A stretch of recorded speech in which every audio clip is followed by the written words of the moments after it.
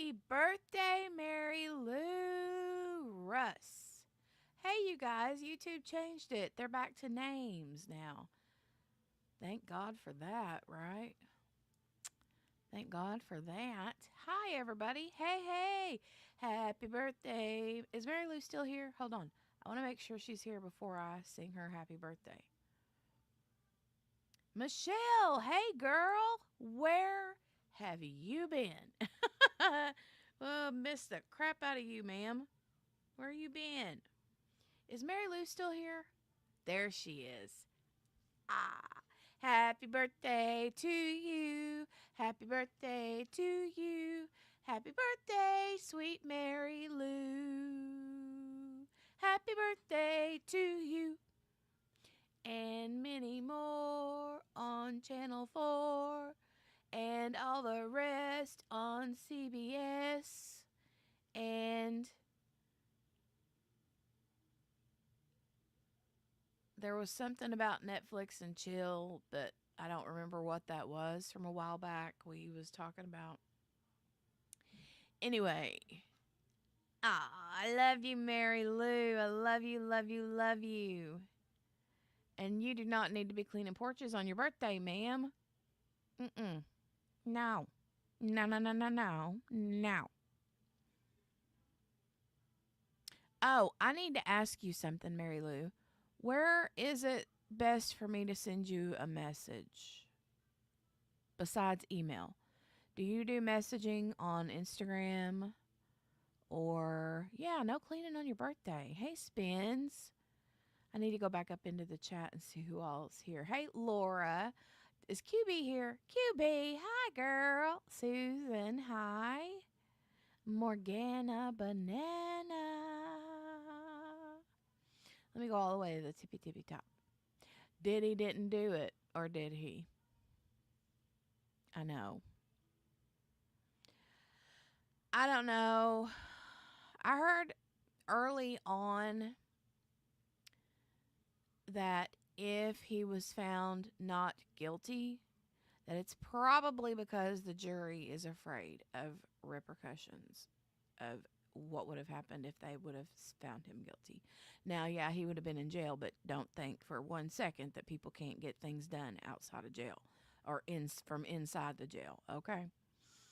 Um, and I have to be honest, if I was a juror on that trial, I'd be scared.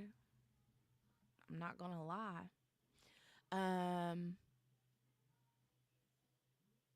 Mm-mm-mm. Hi, Donnie. He's a dangerous man. Yeah, he is. Mm-hmm. What up, everybody? There's Miss QB coming in hot.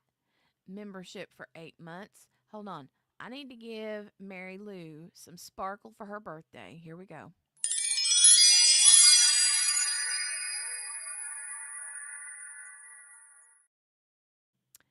And now I need to give QB one of these for being a member for 8 months.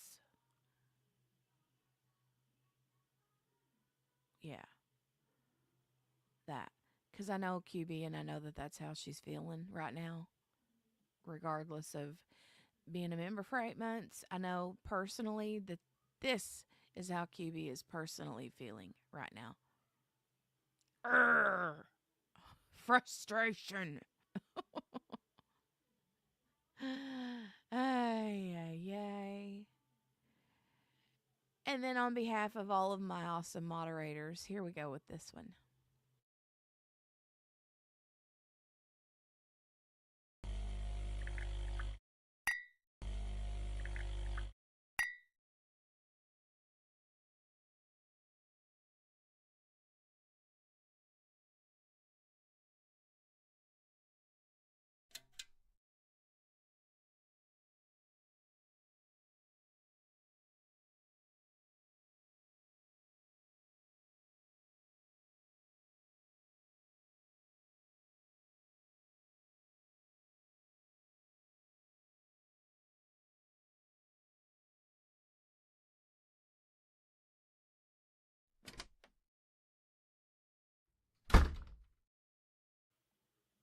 I totally need to add some music to that. I love it so much. I love it so much. Hey, Laura. How are you, dear? Are you here for today? Were you able to do your live stream the other night after you heard about all of this shenanigans? Morgana, hey, dearie. Hey, dearie. Let me see. Michelle, good to see you, girl. There's Margaret. She made it. Hey, Spinzy. Hey, Spinzy. Oh, I'm sorry, Michelle. She said I missed y'all. Mom's been stressing me out. I'm sorry. I hope she's doing okay. Mm. Okay, Mary Lou. I will find you. Is it the same name? Um,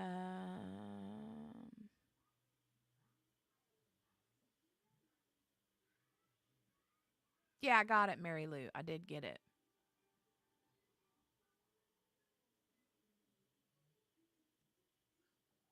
What do you mean there was a freaking video? What are you talking about? I was firstest. There's our break room, said Margaret. Yeah, Morgana and her daughter made that for the moderators. I thought it was pretty awesome. Wow, your house is so little. All right. That's our little moderator break room, Kayleen. Hey, dear. Good to see you. It looks like YouTube heard me hollering about changing our names. I think so. Hey, Miss King. Good to see you, dear. All right. I will look you up, Mary Lou. I will look you up. Um, do you do FaceTime? Do you do FaceTime?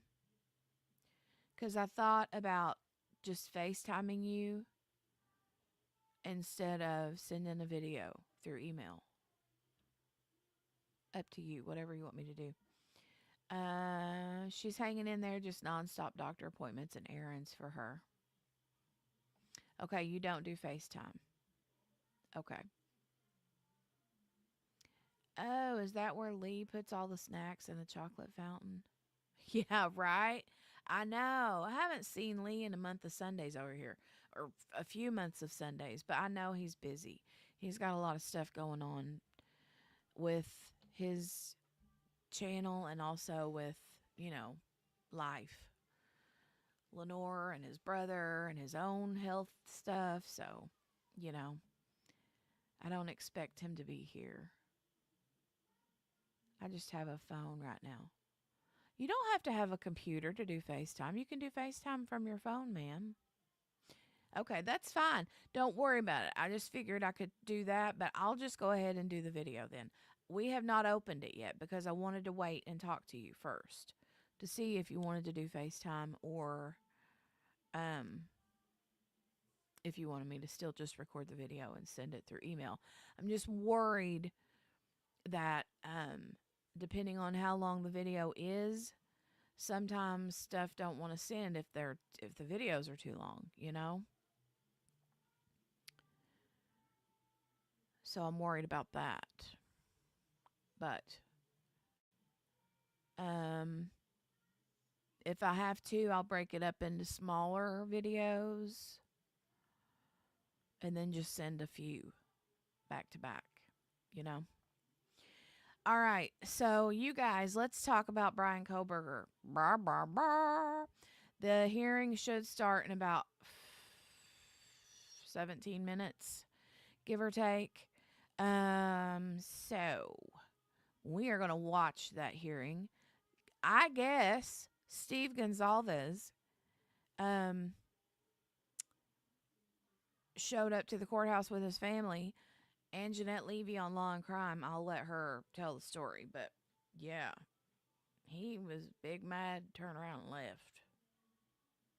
He got big mad, turned around and left. He is. He's big mad.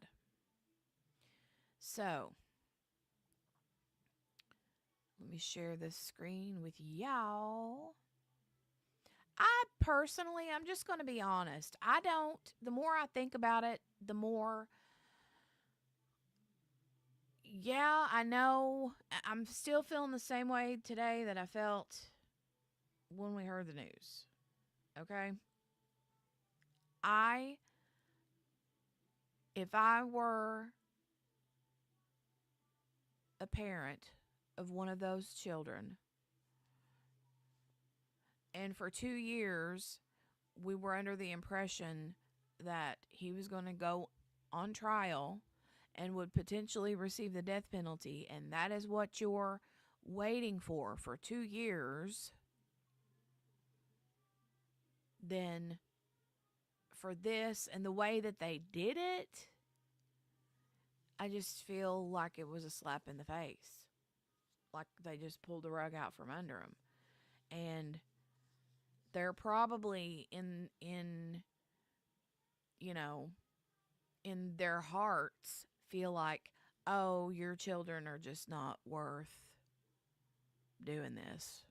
You know, they're not they're not worth him having to be put in front of the firing squad or whatever. I don't believe for 1 minute that the prosecution feels like they don't think that they could win the case. I feel like they know they're going to win if they go to trial. He will be put away forever, and they can start to heal even though they had no say. I know that, and I believe that. Um, I just still feel like it was dirty the way that they did it. Now, from what I've heard, Ethan Chapin's family is fine with the plea deal, but I think that they always have been. I feel like they have always been able to feel okay with that. You know what I mean? Um, so, but I don't know about Maddie's family. I don't know how they feel. I know Xana's family is upset, just like the Gonsalves family, but I don't know. And I'm expecting them all to be there, and I know Bryan Kohberger's family will be there. So, I'm going to rewind this real quick and let's watch this part where she talks about Steve Gonsalves. Let me see if this is it. Hold on.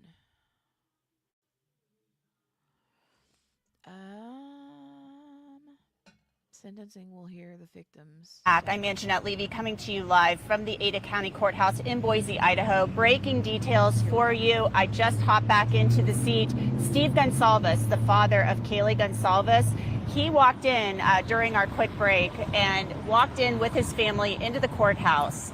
And then he came walking back out. And he gathered here. We ran over and spoke with him. I tried to get him to come back over. He is livid. Absolutely livid. He said, "I am not going in that courtroom. I am getting out of this zoo. I can't do this." The rest of his family will be in the courtroom, but he and I believe one of his sons, but it was hard for me to tell, walked across the court, or across the street here, away from the courthouse. He doesn't want to sit in there. He feels betrayed. He wanted a jury trial. He wanted the truth to come out. He wants Bryan Kohberger to have to allocute and tell what happened, whether anybody else was involved, why he did this. He wants the whole truth. Of course, Bryan Kohberger has the right to remain silent, and as part of this plea agreement, he is not going to be required to do any of those things. He feels that he's been betrayed, and all of the families have been betrayed by the system, by the prosecutor in this case, because he's not going to get the answers that he feels that he needs in order to grieve and move forward. So I got a video of that on my phone. I'm going to be tweeting that out. We'll try to get that up for you here so we can take a look at that hearing where Bryan Kohberger is expected to change his plea to guilty in exchange for 4 consecutive life sentences. is going to start in about 37 minutes now. We'll be bringing that to you live. Please continue to drop your questions into our chat. We'll get to as many of them as we can. But I want to get to Bradford Cohen on this one. Bradford, Steve Gonsalves is furious. Your thoughts on what I just told you that he said and this plea agreement and how it was reached within days and no real face-to-face, in-person meeting with the families about this. As far as we know, it sounds like it all took place over Zoom. Sure. So when it comes to these type of cases, it is outrageous, to be quite honest. It doesn't matter if you're a defense attorney, if you're a state attorney, if you're a civil attorney, you know that individuals need to be contacted. The fact that in this type of case, not even putting aside that it was this, TV and everybody's paying attention to it, high profile case, putting that all aside, just the fact that it is a murder case and the way that these murders happened and how many of them happened, to not sit down for a state attorney, to not sit down with a family face to face and either A, discuss it face to face about this plea and why it's a good plea or a bad plea, get their input, and then do whatever you're going to do. It's really shocking. I've just never seen it before. I've never seen a state attorney, and I've dealt with cases across the country, where the state attorney would not sit down in this type of case, a murder case, and ask the victims' families what they think about a plea. And even if he's going to ignore that, to tell them, hey, listen, this is what I'm going to do. I understand your position, but be a man, be enough of a man to at least sit down and look at them in the face and tell them why you're making this deal. In addition to that, they get nothing in this deal. So essentially, the state gets nothing. The state avoids a trial, but that's what they're there for. They charge the most ridiculous crimes in other cases and pick up cases where they shouldn't because of who the defendant is. That's my personal opinion, of course. But in this case, where you have a murder case and the judge is denying every single motion the defense is making, and it, for all intents and purposes, it looks like, and there is no slam dunk, but it looks like this case is one of the cases where, you're not going to have trouble at trial. To give up the death penalty and get nothing in return, the only thing they get in return is not going to trial. It's really disgusting, to be quite honest with you. Listen, I'm looking for words to describe it. I understand this father of a slain child and the individuals, the families of these slain kids. And that's what they were. They were kids just kind of starting their careers, starting their college careers. It really is a disgusting thing that can happen. Now, here's the question, and it's a big question. Depending on how these murders were carried out, depending on what weapon was used and where that weapon was made, is there a possibility that the feds could pick it up? That's a big question, because there are ways that the feds can look at what people would think would be state cases, and they could possibly bootstrap them into federal court. Like, I'm looking at the weapon that they suppose was used. It looks on there like it was made in New York. Making it in New York would be the Commerce Clause, right? You cross state lines for that. I don't know, because I don't know all the facts and circumstances of the case, but certainly there are ways that these type of cases can be brought in a federal forum, which I can assure you the family would be finding justice in a federal forum, more justice than they are in this state forum where they got absolutely nothing for this deal. That he's not even doing an allocution is crazy to me. I've never heard of it. Yeah, I find it odd with facts like this. And I spoke with a death penalty prosecutor yesterday who said, with facts like this, I wouldn't deal on this case. I would have all of the facts on my side. And he finds it unbelievable. Yes, Kohberger has a Fifth Amendment right to stay silent, but they could have made allocution a part of this plea agreement. They chose not to. They could have said, tell us what you did with the knife. Who did you target and why? Because There are still a lot of questions here that could be answered, and the families, I think, deserve answers if they want those answers. And the feds, I think they could potentially charge in this case because of crossing state lines. I'm not a federal prosecutor, obviously, and have never been a federal prosecutor, but he crossed from Washington into Idaho to commit these murders. And there was there's also some potential, there were some suspicions about stalking using the internet and phones, things of that nature. We don't know if that actually happened, but there was a suspicion about that. Tara, your response to Steve Gonsalves, what I told you he said, again, I just tweeted those clips out on X, posted them on X, and then Law and Crime will be reposting them as well. Okay, so just to jump in the chat real quick. I don't know. I did see, who was it? Someone posted on Twitter last night, I can't remember who it was, and said that Thompson, the prosecutor, had either never or had rarely ever done death penalty cases. That apparently he does not feel like he doesn't like death penalty, whatever. What? Yeah, see that, baby? That's pretty. So, maybe I don't believe that. QB, I think it was the one that mentioned that she didn't feel like their case was rock solid. I feel like it was. But, I don't. So, it might have been Jennifer Coffindaffer that shared that on Twitter. I can't remember.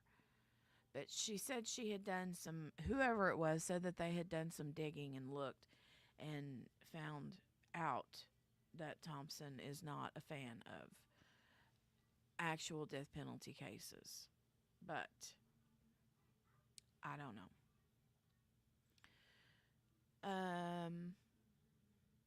And the feds picking it up. I mean, what are the chances of that? Is there really a good chance of that? I don't know. What do you think? I mean, look, they probably would have plenty reason to, but would they? Will they? Hey, Joe. Hi. I'm not used to seeing you over here. I had to look to make sure I was on the right channel. Then why is he a prosecutor in a death penalty? Right, I know, Morgana. I know. But they were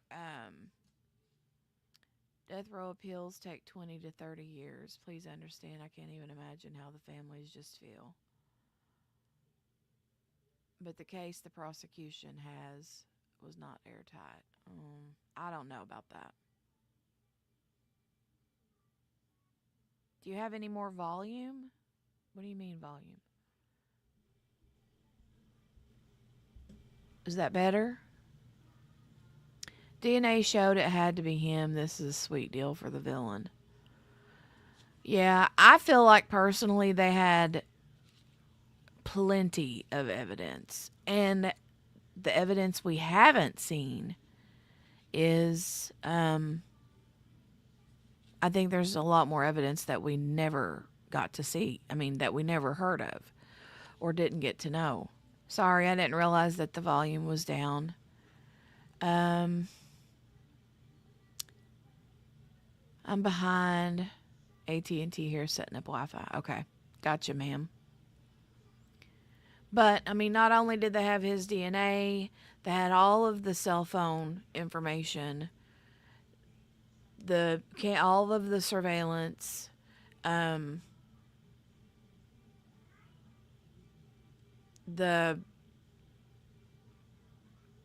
was stuff in his apartment that they found that was never brought to the public that they know of, There was, plus the Amazon, all of the stuff on the computers and his phone, all of the searches, purchasing another K-bar knife. just all of there was just a lot, a lot, a lot. What, honey? And then plus, I'm wondering, you guys, because I think it's kind of funny. Hold on a minute. I have to look. Let's see. Let me make sure that they're not. Okay, court will resume shortly. Let me keep this on so we can watch when it starts, because it should start any second. I feel like what I was going to say is I wonder if this DoorDash driver, when this information popped out from her, it's funny that what, a week and a half later, now he's going to take a plea deal. I'm wondering if the information that they got, or if they talked to her again, if she's like, yeah, I saw him and he looked just like this guy. I know it was him. Anne is probably like, yeah, we need to just take this deal, buddy. This is not going to work for you. Either go in front of the firing squad or spend the rest of your life in prison. Which one do you want? And I think that's probably part of it. I feel like Anne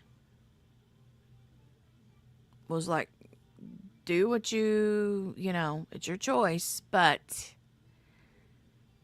I don't think this is going to work out well. And I feel like if she thought that she had a case, if she thought that she could get him to be found not guilty, she would not have kept lagging it on and on and on and on and dragging it and going for one delay after the next and the next. So,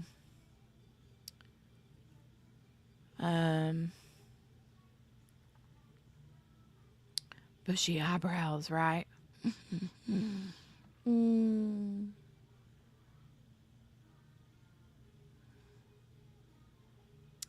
Yeah, I feel the same way, Laura. I mean, the families were contacted, but they were sent an email with a letter. And they had actually been spoken to days prior. They had brought up the idea of a plea deal. I think they said on the Friday before. And then some of the families were like, absolutely not. Don't you dare give him this deal or offer him this deal. And then on Sunday, they got the email. And that's when they were told, basically via email/letter, that they were going to do it. So, again, as far as I know, Ethan's family is okay with it. I have a hair or an eyelash or something in my eye. It's driving me crazy. Ugh. I feel like it's like,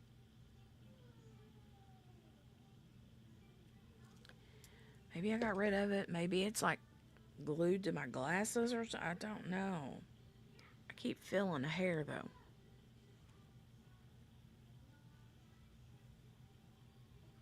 It's driving me crazy. 2 pairs of glasses. This is a 2 pair of glasses day.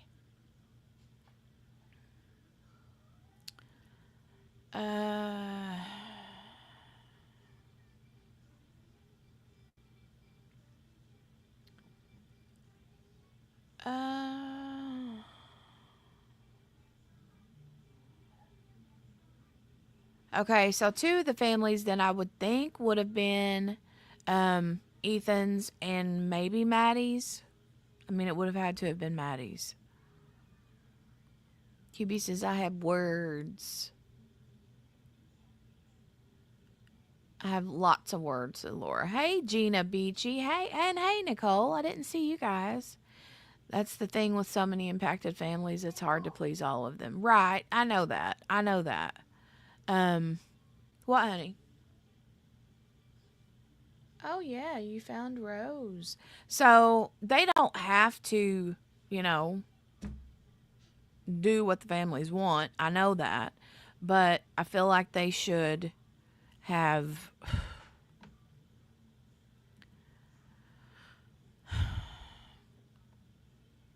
have been a little bit smoother with the way that they presented this all to them. Nicole said, I thought it funny that he had decided to take this plea deal after the DoorDash came out. And he was like, oh crap, I better take this deal now. See, that's kind of what I'm thinking. I mean, it's just odd to me. And I know that she, there was drugs and other things, the, DUI and all of that. But they had also specified, I think, that it would cost millions, and what if he gets off? They represent the people of Idaho. They have to do what's best for the state. This is the best deal and ensures that he goes to jail. Yeah, I agree with that. I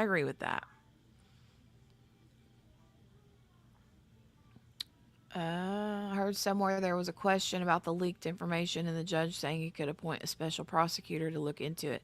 Someone said that is maybe why the state decided to accept the plea deal. Oh, I don't know about that. But yeah, the judge did. He appointed a special prosecutor, or was going to. They're looking into that, where that leak came from. For sure. For sure.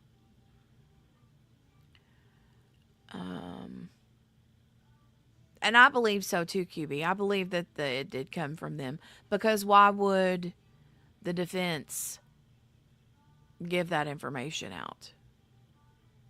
Because all the leaked stuff makes him look guilty. So why would Ann Taylor or anyone on her team give that to them, to the media? Gina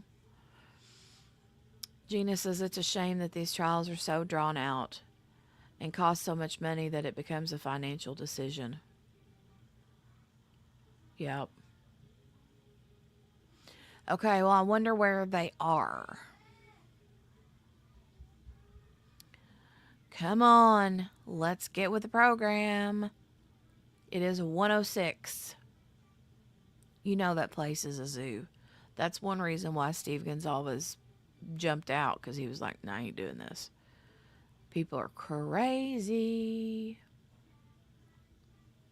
She did say, Anjanette Levy did say, though, that some of the family was still there in the courtroom, that only Steve and one of his sons, or his son, or I don't know.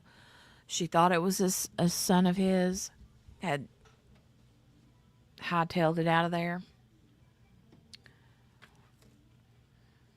Hold on, I'm going to go look real quick on Twitter.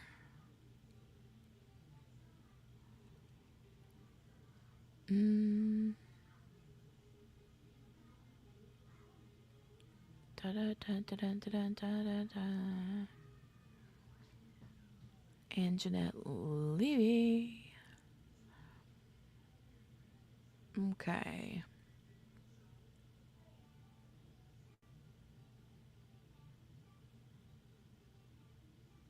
Oh, okay. Here's the video.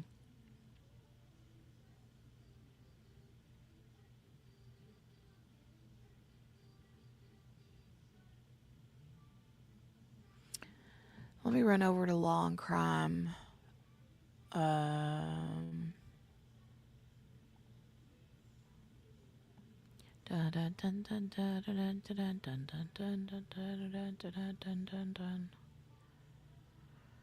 Videos. Okay, they don't have it up yet.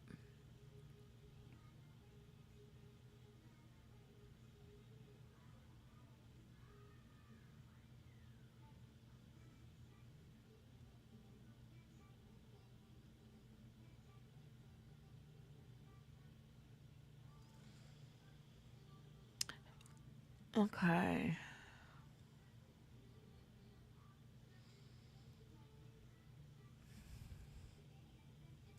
Let me know if you guys can hear this. Okay, hold on. Hey, Elizabeth. I object. Hello, beautiful. Because I said so. All right, let's hear this. This says, let me see if you can hear this. What do you mean, Steve?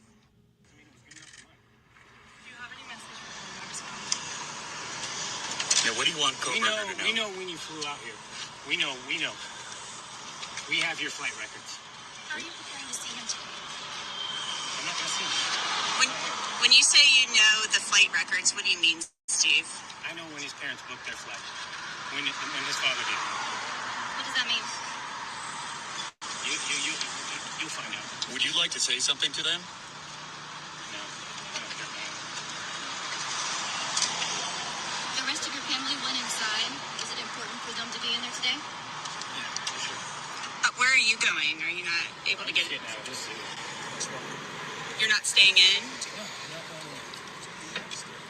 Steve,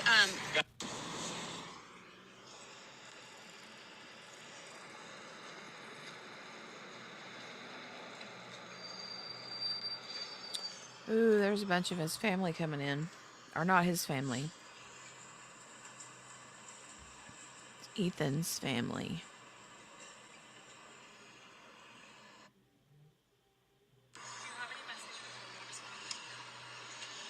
Now, what do you want Kohberger to know? we know when you flew out here. We know. We have your flight records. how are you preparing to see him today? I'm not gonna see him. When you say you know the flight records, what do you mean, Steve? I know when his parents booked their flight. When his father did. What does that mean? You'll find out. Would you like to say something to them? No, I don't care about it. Could you all hear that at all? I don't know if you could hear it if it was too muffled.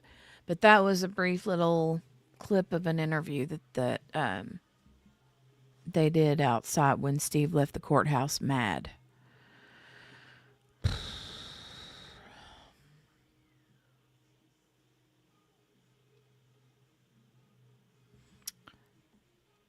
Yeah, I think so too, Gina.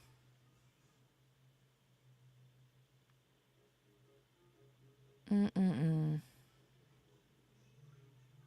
Did he say he knows when Kohberger's family made their flight? Yeah, the parents. I don't know if he's talking about I don't know what that means. Like if they knew ahead of time that he was going to make this deal. Yeah, they are Morgana. Yeah.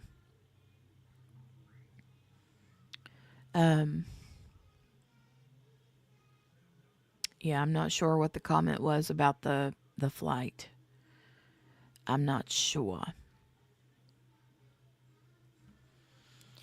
All right, you guys. Where are they? Let me make it smaller and look at their chat real quick. Hold on. Oh. I'm getting that like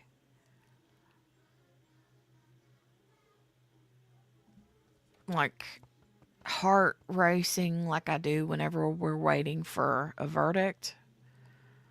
That's how I feel right now. I don't know why it takes forever on my computer for the chat to pop up when I need it to. See, it's just a big white blank box. There we go. Oh,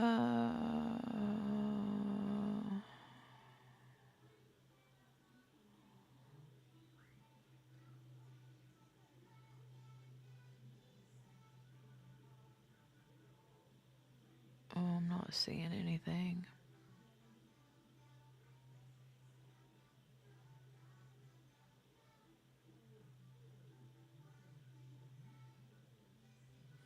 No, like updates. The pinned comment just says plea hearing is scheduled to begin at 11 a.m. Mountain, 1 p.m. Eastern. So.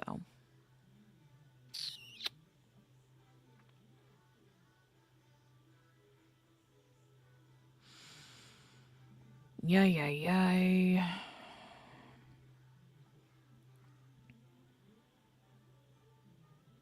Wonder if he means the. Oh, here we are. Hitler, presiding judge. Let me see it. Here we go, guys. Here we go. Good Lord, that courtroom is packed.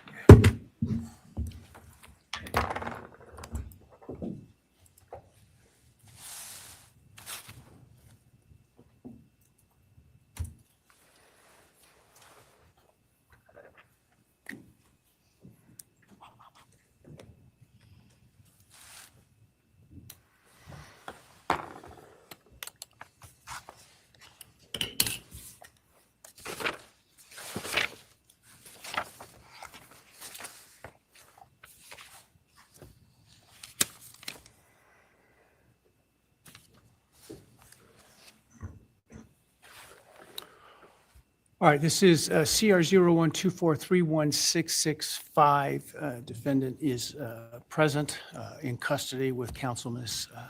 Thompson, Ms. Jennings, and Ms. Taylor, Ms. Massoff, and Ms. Barlow. The state's present with Mr. Thompson, Mr. Horowitz, Ms. Jennings, and Mr. Nye is here as well. Might miss anybody? I'm sorry. Ms. Allen is here as well. Ms. Your Allen Honor. is here as well. Very well, thank you. All right, we are here today to entertain a change of plea. Before I start, I want to address some issues of concern and otherwise. First, I appreciate everybody in attendance today being on their best behavior. Please, no outbursts or demonstrations. Any such conduct will result in immediate removal and may result in an inability to attend further court proceedings in this case. I want to point out that there have been calls by some for the public to contact me and my office in an attempt to influence my decision-making in this case. This has been extraordinarily disruptive for court staff and the ability for them to get work done, not only in this case, but in other cases where defendants are entitled to have their cases processed, and frankly, as important, if not more so, for victims to have their cases processed in those cases. It's also highly inappropriate. A court is not supposed to, and this court will never, take into account public sentiment in making an opinion regarding its judicial decisions in cases. Courts should, and I always will, make decisions based on where the facts and the law lead me, period. I have not read any of the numerous messages nor listened to any of the numerous voicemails that have been sent to me and my staff. Those have all been forwarded to security and, where appropriate, to law enforcement. I ask that you not continue to mount such campaigns or to send me information like this because, again, it is not appropriate and frankly not something I would take into account when deciding a matter in a case like this. I also want people to understand some very basic concepts about the ideas of separation of powers, and what the court's duties are, and what the duties and the rights of the executive, or in this case, the prosecuting attorney, is. The executive, the elected prosecutor, is the sole authority in deciding what charges to pursue, including whether as well as what penalties to ask for, and what penalties to pursue, including the death penalty. This court cannot require the prosecutor to seek the death penalty, nor would it be appropriate for this court to attempt to do that. This court, in considering a plea agreement, if it were to reject this plea agreement, cannot force the state to seek the death penalty.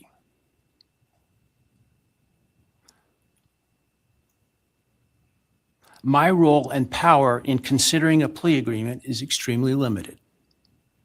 My role is to ensure that the defendant's plea is given freely, voluntarily, and intelligently. If those things are met, I can only reject a plea, such as the one in this case, where I'm not being asked to agree to the sentence in advance. I can only reject it, for example, if the defendant does not meet or admit to all of the elements of the crime. That is, I can ensure what is called a factual basis to the plea. Finally, I want to offer my apologies to all the families, including the victims' families, the families of the defendant, for the short notice for today's hearing, and I'm sure what must have been the hurried efforts to get here. I, like most everyone else, learned of this plea agreement Monday afternoon and had no inkling of it beforehand. Prior to that time, I was under the belief that this case was proceeding to trial, as had been indicated, and my staff and I were busy continuing to work on preparations to have potentially 10,000 citizens of Ada County come to jury duty starting in mid-July, with the questionnaire process in mid-July.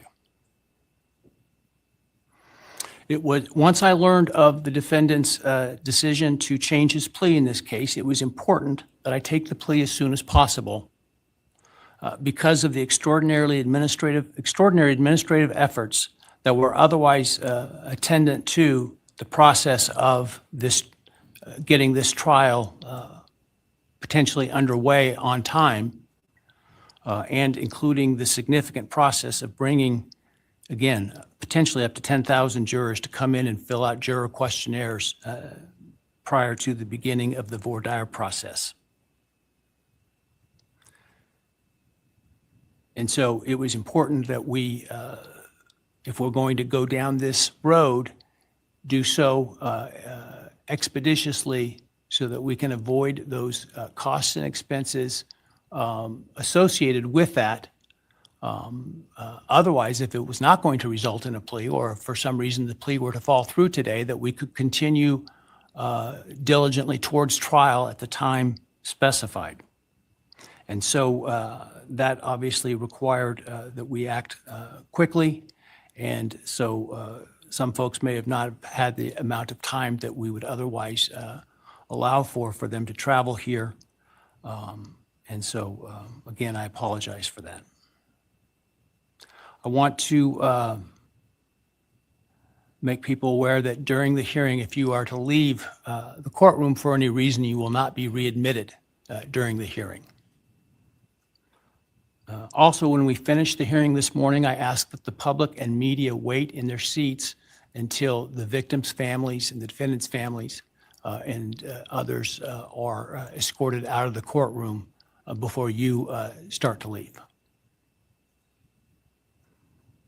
Finally, I want to acknowledge the trial court administrator and her staff, the Ada County Sheriff, and the Ada County 4th District Marshal Service for the huge lift that they've accomplished in preparing for and orchestrating this hearing today, as well as to all the security attendant today that you see, and some of whom you, many of whom you don't see, with less than 48 hours notice. And so I appreciate the hard work that they've been doing.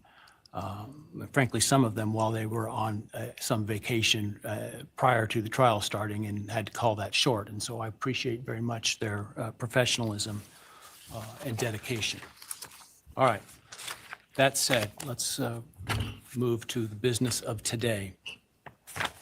I understand the state and the defense have reached a plea agreement in this case.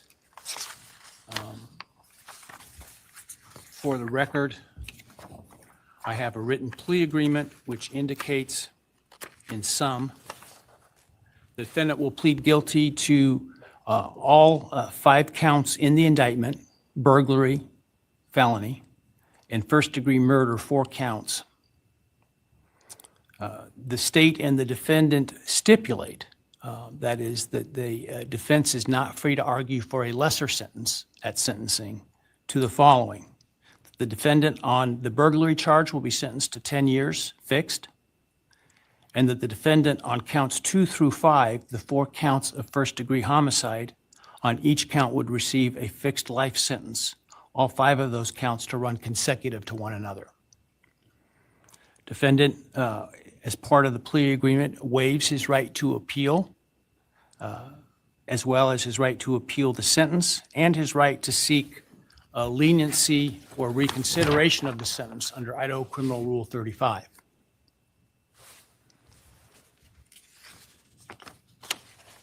This is not a Rule 11 agreement, meaning the court is not bound by the plea agreement and could impose a different lawful sentence at sentencing.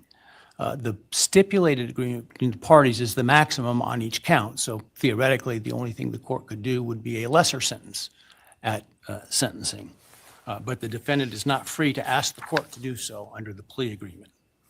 Are there any other material terms of the plea agreement that the parties would like to make? Obviously, the plea agreement, the written plea agreement will speak for itself and be part of the court record. Not from the state, Your Honor. Thank you. No, Your Honor. Thank you. All right, very well.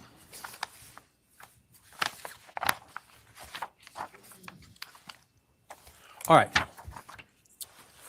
Ms.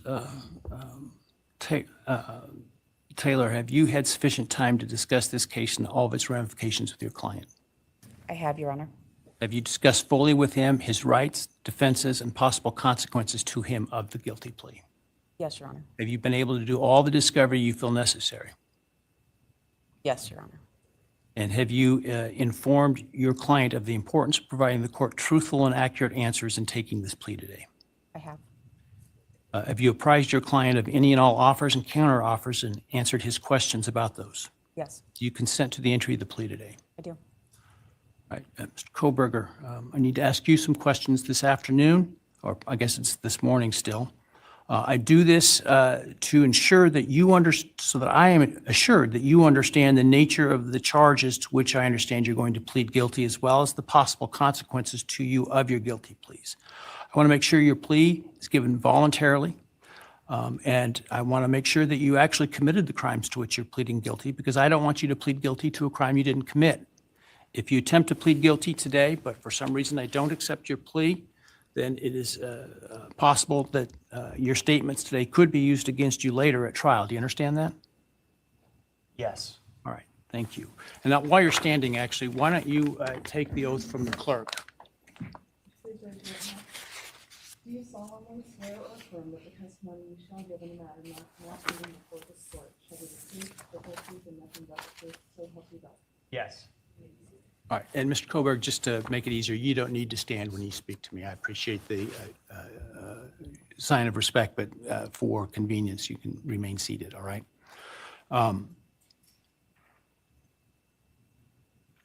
Before I start asking you questions today, have you consumed substantive questions? Let me ask you, have you consumed any alcohol, drug, or other intoxicating substance that would impair your ability to understand or exercise reasonable judgment?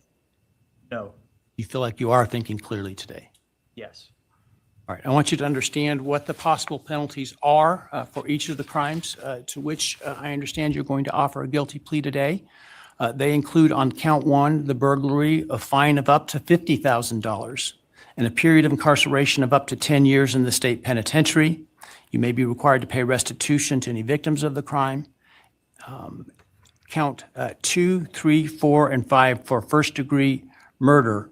The consequences include a fine of up to $50,000, a period of incarceration of life imprisonment, which is a requirement of a sentence, that it be a life sentence with a mandatory minimum sentence of at least 10 years on each of those counts. In addition, you would be potentially responsible for a fine of up to $5,000 to each of the victims of your crime to be enforced in the form of a civil judgment to operate as additional punishment. This is in excess of any restitution or fines that the court could order. And again, you may be required to pay restitution to the victims of the crime. You would be required to provide, as to counts 1, 2, 3, 4, and 5, a DNA sample and a right thumbprint impression, and potentially pay for analysis of those samples. You would lose any right to possess, purchase, or carry a firearm, the right to serve on jury duty, the right to hold public office, and the right to vote. Do you understand the charges and all those possible consequences? Yes.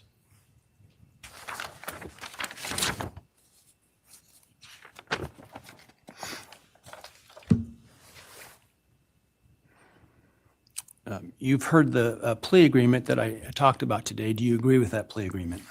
Yes. And do you understand the nature of the charges that you've been charged with, that I understand you're going to plead guilty today to? Yes.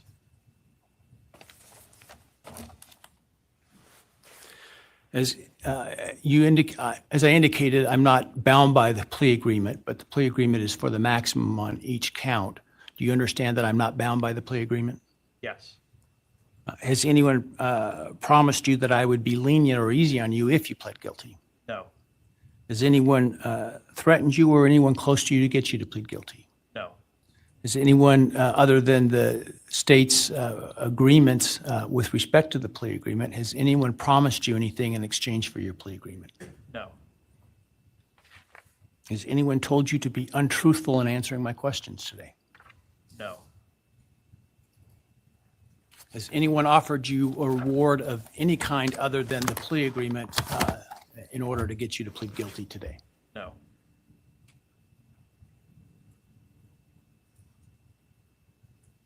Are you pleading guilty because you are guilty? Yes.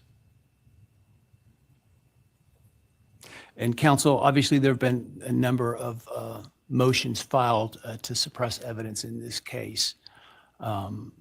Other than those filed, are there any other motions that you felt were available with respect to Rule 12? No, Your Honor. And Mr. Kohberger, you understand that by entering the guilty plea in this case, you would be giving up your right to appeal any decision this court made, as well as your sentence. Yes.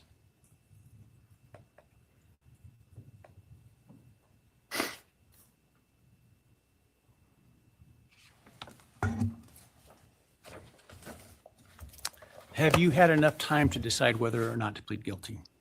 Yes. Are you pleading guilty freely and voluntarily? Yes.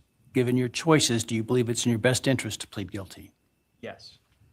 Have you discussed fully the matter of pleading guilty with your attorney, and are you satisfied with the advice you've received? Yes. Has your attorney advised you to your satisfaction about what your rights are, what your defenses may be, and what the possible consequences to you of your guilty plea are? Yes. Has your attorney done everything you've asked them to do? Yes. Are you satisfied with their representation of you? Yes.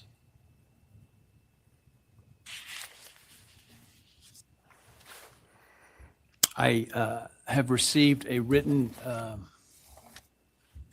guilty plea advisory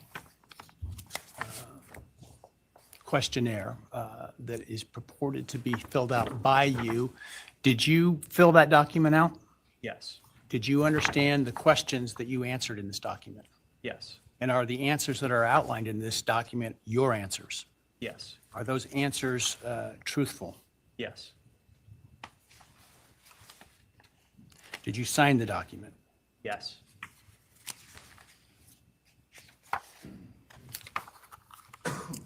And this document outlines many of the rights that you have in this case. Should you not plead guilty, did you understand those rights? Yes. They include a right to a jury trial. Do you understand that? Yes. They include a right to the presumption of innocence. Do you understand that? Yes. You have the right to require the state to prove your guilt as to each element beyond a reasonable doubt. Do you understand that? Yes. They include a right to confront your accusers and cross-examine witnesses presented by the state, including by utilizing the subpoena power of the court to accomplish that. Do you understand that? Yes.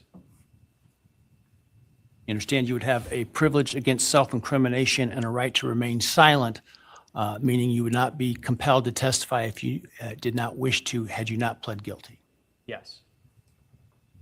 You understand you're giving up that privilege and those rights that I've just outlined by pleading guilty. Yes.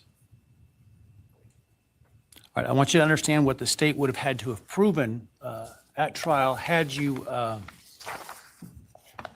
to the crimes that you're pleading guilty to, had you, if you didn't plead guilty. Let me find the document. Hang on a second here. All right.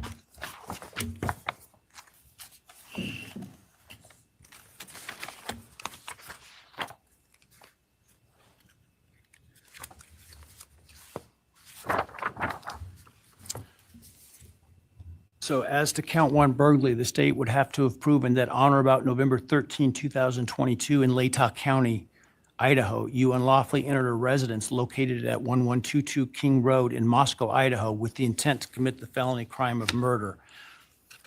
As to count two, the state would have had to have proven that on or about that same date in Latah County, Idaho, you did willfully, unlawfully, deliberately, with premeditation and malice aforethought, kill and murder Madison Mogen, a human being, by stabbing Madison Mogen, from which she died. As to count three, the state would have had to have proven that on that same date in Latah County, at that same address, you did willfully, unlawfully, deliberately, with premeditation and malice aforethought, kill and murder Kaylee Gonzalez, a human being, by stabbing her, from which she died. As to count four, the state would have had to have proven that on or about that same date in Latah County, Idaho, you did willfully, unlawfully, deliberately, with premeditation and malice aforethought, kill and murder Xana Kernodle, a human being, by stabbing her, from which she died. And then as to count five, also murder in the first degree, that on or about November 13th, 2022, in Latah County, Idaho, you did willfully, unlawfully, deliberately, with premeditation and malice aforethought, kill and murder Ethan Chapin, a human being, by stabbing him, from which he died. Do you understand those things the state would have had to have proven? Yes. And do you understand that by pleading guilty, the state no longer has to prove those things because you're admitting those things are true? Yes.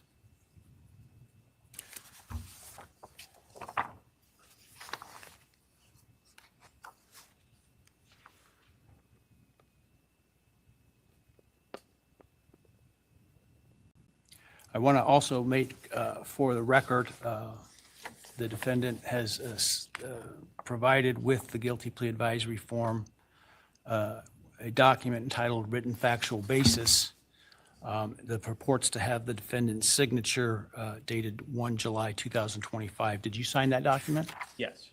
And did you agree with the written factual basis that is included there? Yes.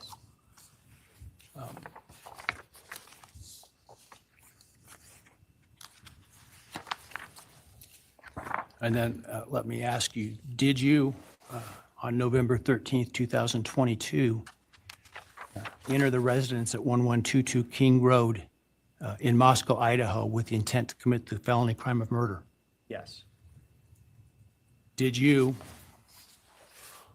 on November 13th, 2022, in Latah County, state of Idaho, kill and murder Madison Mogen, a human being? Yes.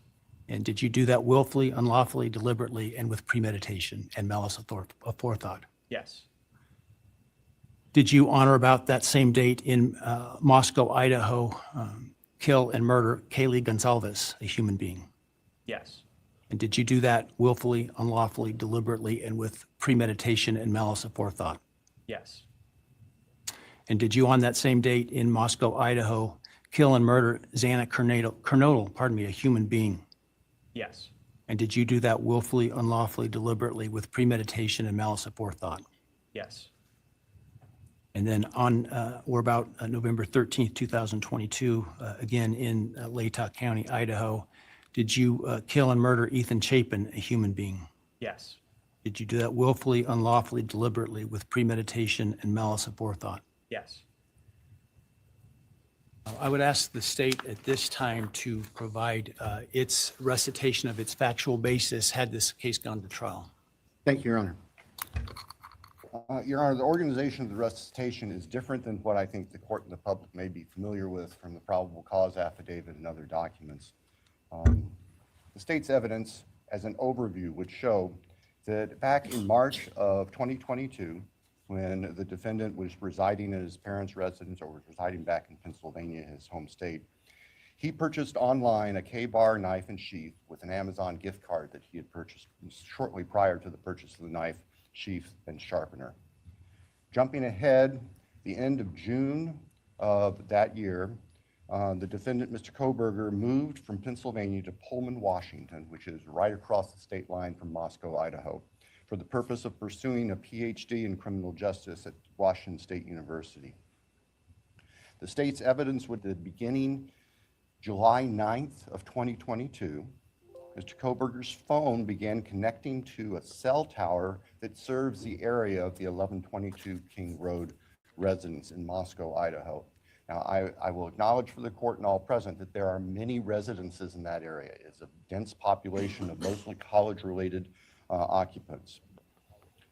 Between July 9th of 2022 and November 7th, the defendant's phone connected to that particular tower during late night, early morning hours, 10 p.m. to 4 a.m., on approximately 23 times. Now, I will acknowledge also, we do not have evidence that the defendant had direct contact with 1122 or with residents of 1122, but we can put his phone in that area on those times. In the interim, on August 22nd of 2022, Lake Tahoe County Sheriff's Deputy Darren Duke conducted a traffic stop in the early morning hour or late evening hours, about 11 p.m.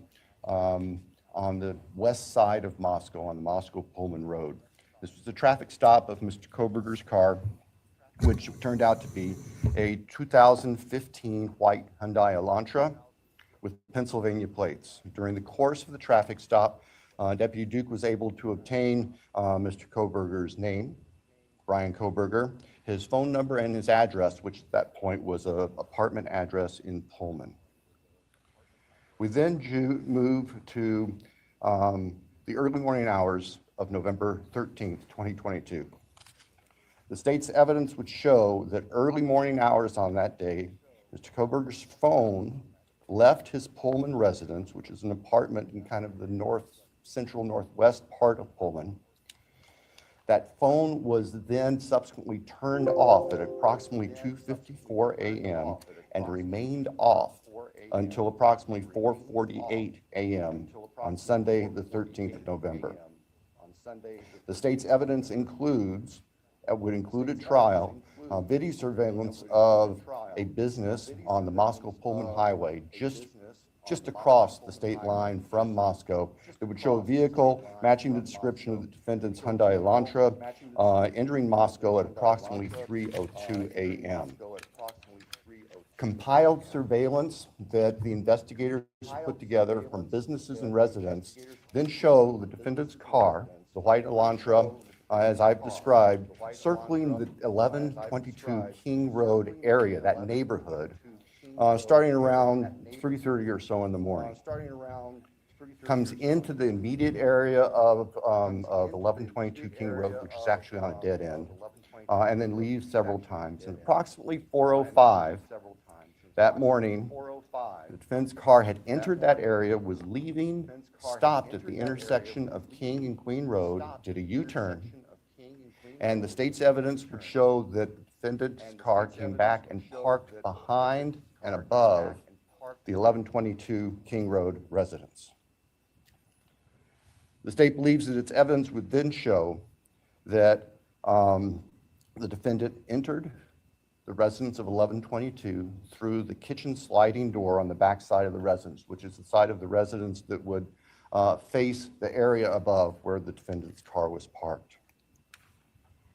Defendant entered the residence, went to the third floor, and with a knife, killed Madison Mogan and Kaylee Gonzalez. The defendant, as he left that room, for whatever reason, ended up leaving, or the sheath for a K-bar knife was left on the bed next to Madison Mogan's body. And I can jump ahead That sheath was tested by the Idaho State Police Forensic Lab, and single source male DNA was found on the snap of that sheath, as well as blood from both Kaylee and Madison and other trace evidence. But it's important to note single source male DNA was on the snap of that sheath. The state's evidence would show that Xana Knodel was still awake at this time. In fact, had taken a DoorDash order not long before this started. Her room was not on the 3rd floor, it was on the 2nd floor on the west side. As the defendant was either coming down the stairs or leaving, he encountered Xana, and he ended up killing her, also with a large knife. Ethan Chapin, Xana's boyfriend, was asleep in their bedroom, in her bedroom, and the defendant killed him as well with a large fixed-blade knife. Each victim suffered multiple wounds. I will state for the record that there is no evidence there was any sexual component or sexual assault on any of the victims. I want to make that clear so there's no speculation. There were 2 other roommates in the house, and they were already asleep. During the course of this, one of those roommates awoke, looked out her door not knowing what was going on, and saw the defendant, who was dressed in black with a black balaclava on, holding some sort of container in his hand. And she saw him leave the house through the direction of the kitchen where that sliding door is that I mentioned before. At approximately 4:20 that morning, so this would have been 15 minutes or so later, the defendant's car is seen on a surveillance camera for 1112 King Road, which is immediately next door to the west of 1122, leaving the area at a high rate of speed. And if the court were to see that, or anybody in this courtroom would see that, you can see the car almost loses control as it makes the corner, heads north, and then turns to go south on Walinta, which is one of the only ways to get out of that part of town. The evidence would show that following that, the defendant in his Elantra drove south of Moscow. We know that he drove on the back roads because there are surveillance cameras on the main highways, Highway 95, that would have picked up the defendant's car if he'd gone that route. And they did not show the defendant's car on that route during the time. So we know that he went through a variety of back roads in very rural, isolated part of Latah County. About 4:48 that morning, the defendant's phone comes back on. And the evidence will show that that phone was located south of Moscow, likely at a side road intersection with Highway 95. From there, the defendant's phone activity tracks it heading back north towards Pullman, Washington, where the defendant lived. About 5:26, starting approximately 5:26, various surveillance cameras in Pullman, Washington pick up the defendant's vehicle as he enters Pullman from the south and heads north and slightly west towards his apartment, where he arrived at approximately 5:30 in the morning. Later that morning, Sunday, the 13th of November of 2022, Mr. Kohberger's phone returned to the area of King Road. We don't know exactly what he did, but it returned to that area. It's about 9 o'clock in the morning. He was there for about 10 minutes and then returned to his Pullman residence. About 9:30, the state's evidence will show, evidence taken from the defendant's phone, that he took a selfie of himself on his phone in what appears to be the bathroom of his Pullman apartment with a thumbs up. The defendant's phone then went to the Lewiston-Clarkston Valley, approximately 30 miles south of Moscow and Pullman. And the defendant is actually seen with his car at various businesses down there. This area is the confluence of the Clearwater River and the Snake River. Lewiston is Idaho's seaport. Large bodies of moving water down there. In addition to tracing the defendant's activities, as I've just outlined, on the 13th and leading up to the 13th, the state's evidence will show that following Sunday, November 13th, 2022, business records show that the defendant began searching for a K-bar knife and a K-bar knife sheath. as the state believes, to replace the one that was left at the scene of the murders. The evidence also will suggest that there were at least attempts by the defendant to delete or alter his purchase history on Amazon, where all these transactions had occurred. Later that week, the state's evidence will show that Mr. Kohberger went to what we would call DMV, motor vehicle licensing here in Idaho, in Pullman, to change his car registration from Pennsylvania to Washington. That's of note because Pennsylvania cars do not require a front license plate. The vehicles seen on the surveillance cameras of the defendant's car showed it didn't have a front license plate on it. At the time of the traffic stop by Deputy Duke in August, it was Pennsylvania plate, no front license plate. Mr. Kohberger proceeded to finish his semester of studies at Washington State University and returned to Pennsylvania for the holidays. Law enforcement at this point were aware of Mr. Kohberger, had been accessing information about him, were trying to find him. They located him in Pennsylvania, and they conducted what's called a trash pull. During the nighttime hours, agents of the FBI, who assisted immensely with this case, working with the sanitation department back in this neighborhood in Pennsylvania, took trash that had been set out on the street for collection, sent the contents of that from the Pennsylvania residence of the defendant's parents to the Idaho State Forensic Laboratory, where the lab experts there were able to identify DNA on a Q-tip as coming from the father of the person whose DNA was found on the knife sheath that was next to Madison Logan's body in the bed. Subsequently, an arrest warrant was issued here in Idaho, and a search warrant was issued in the state of Pennsylvania with the assistance not only of the FBI, but the Pennsylvania State Police. Mr. Kohberger was arrested at his parents' home to return to Idaho. Upon his return to Idaho, a DNA sample was taken from him, and it matched the DNA found on the knife sheath next to Maddie's body at the crime scene. I can tell the court, the public, the weapon itself, the knife, has not yet been recovered. I can tell the court that the defendant's apartment in Pullman was searched, as well as his office. Spartan would be a kind characterization. There was virtually nothing there. Nothing of evidentiary value was found. And of course, we are now talking 6-8 weeks after the time of the killings. In Pennsylvania, the defendant's car was seized, and it was actually pretty much disassembled internally. And it also had been cleaned. There was a bucket of cleaner right beside it. I think we can all look to our own cars, you know, in those compartments in the doors. We try to keep them clean where you put stuff. There's always some degree of crud in there. They were spotless. The defendant's car had been meticulously cleaned inside.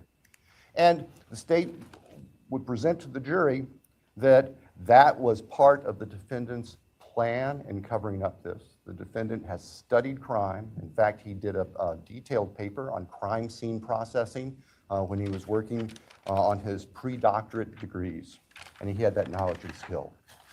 So, Your Honor, at the end, the state submits that the evidence that I've given just a quick overview of, and that to present in court would consume weeks, which the state is prepared to do and has been prepared to do, would show that as the defendant has just admitted and pleaded guilty on November 13th, 2022, excuse me, Mr. Kohberger entered the residence of 1122 King Road in Moscow, Idaho. He did that with the intent to kill. We will not represent that he intended to commit all of the murders that he did that night, but we know that that is what resulted, and that he then killed intentionally, willfully, deliberately, with premeditation, and with malice forethought, Maddie Mogan, Kaylee Gonzalez, Ethan Chapin, and Santa Cruz. Thank you. Thank you.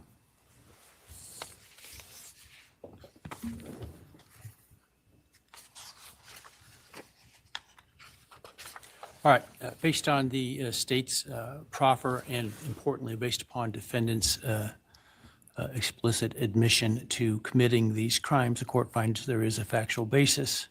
Therefore, with respect to count 1, burglary, felony, how do you plead, Mr. Kohberger, guilty or not guilty? Guilty. As to count 2, murder in the first degree, as it relates to the murder of Madison Mogan, how do you plead, guilty or not guilty? Guilty. As to count 3, as it relates to murder in the first degree for the murder of Kaylee Gonsalves, how do you plead, guilty or not guilty? Guilty. As to count 4, the first degree murder of Xana Kernodle, a human being, how do you plead, guilty or not guilty? Guilty. As to count 5, the first degree murder of Ethan Chapin, a human being, how do you plead, guilty or not guilty? Guilty. Right. The court will find that the defendant understands the nature of the charges and each offense and the possible consequences to him of his guilty plea. The court finds that there is a factual basis for the plea and that finds the defendant believes the plea to be in his best interest. I find that the plea was given freely, voluntarily, and was intelligently made. I accept the plea. I direct that it be entered. I'll continue the matter for sentencing in this case. I think it was mentioned on the call Monday afternoon, the defense wishes to waive a pretrial investigation. Is that accurate? Yes, Your Honor. The state also? Yes, Your Honor, the state does not believe pre-sentence investigation is needed, given the evidence that is available. We want to, though, make sure that all of the victims have the opportunity to make statements to the court at sentencing. Absolutely. And certainly both the state and the defense may present whatever sentencing memorandum and other documents you wish me to consider. The victims will be given an opportunity to provide the statements that they wish to at sentencing. Do we need more than one full day for sentencing? I do not believe so, Your Honor. Obviously, we have numerous victims, and we have victims who share unique perspectives on this, and we want to make sure that they all have time to express their feelings to the court. But I believe that if we can start perhaps 8:30 or so in the morning, that we should be able to complete it all in one day. Defense agree with that in terms of the time frame? Yes, Your Honor. All right. So as it happens, we have some time reserved in this case in July and August. The week of July 22nd is available. I don't know if that's too soon for the parties or the next week, the week of August 4 is available. Any preference? Your Honor, we're prepared as soon as the court wants to schedule it. The state, I believe, would be prepared on the 22nd. We've told the victims' families that we're looking at approximately those dates. All right. So because of the plan to bring in so many jurors to fill out questionnaires, I had ordered that no other trials could take place in this courthouse the week of July 22nd. And so we will use that in terms of the sentencing date because of what I'm sure will be the significant interest of the media and the public and the logistics that will be required to make that happen. Without trials going, it'll be a lot easier to do that. So let's pick that week. Why don't we pick July 23rd with the idea that if for some reason we don't finish, we could continue into the 24th. We'll start at 9 in the morning. Does that give your team enough time, Sandra? 9 in the morning? All right. Any concerns with that date? No, Your Honor, thank you. No, sir. All right.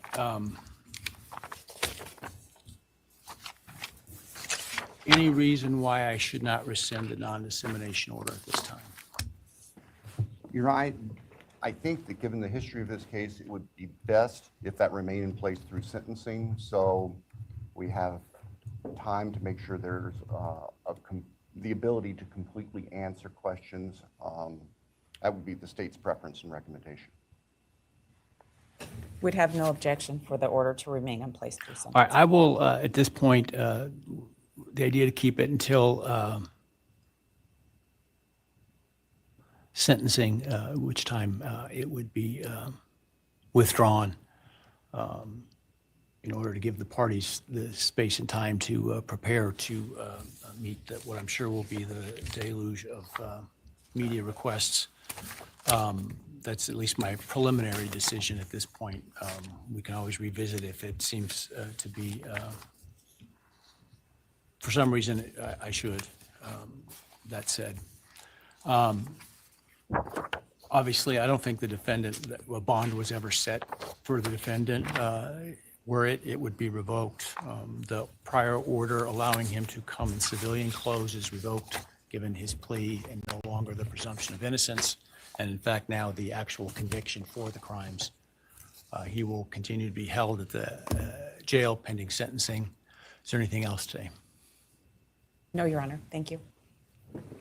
I assume that the trial date will be vacated trial and those is- 4 jurors will be released. The trial will be vacated, and I'm sure that the jury commissioner will get word to those that receive their summons that they won't be required to attend. So Thank you, Your Honor. that said, again, if you would all please wait for the parties and the victims' families and others to leave the courtroom before you do, I would appreciate it. And with that, we're adjourned. All right, please.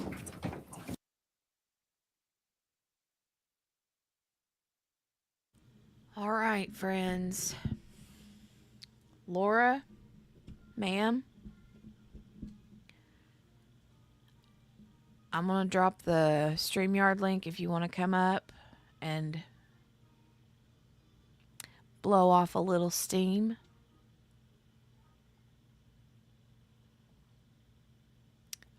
Blow off a little steam.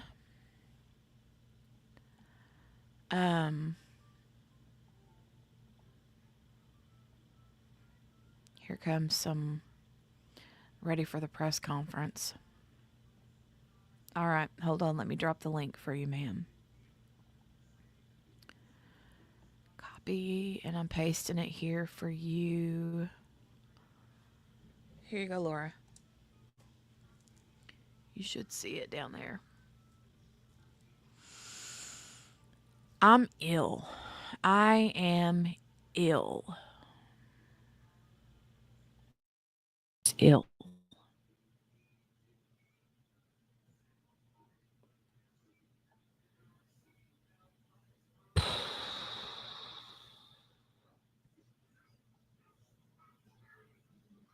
Hold on, let me hold on, let me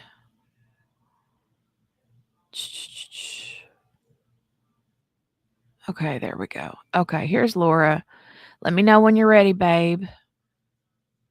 Give me a thumbs up. Okay. Hey, honey.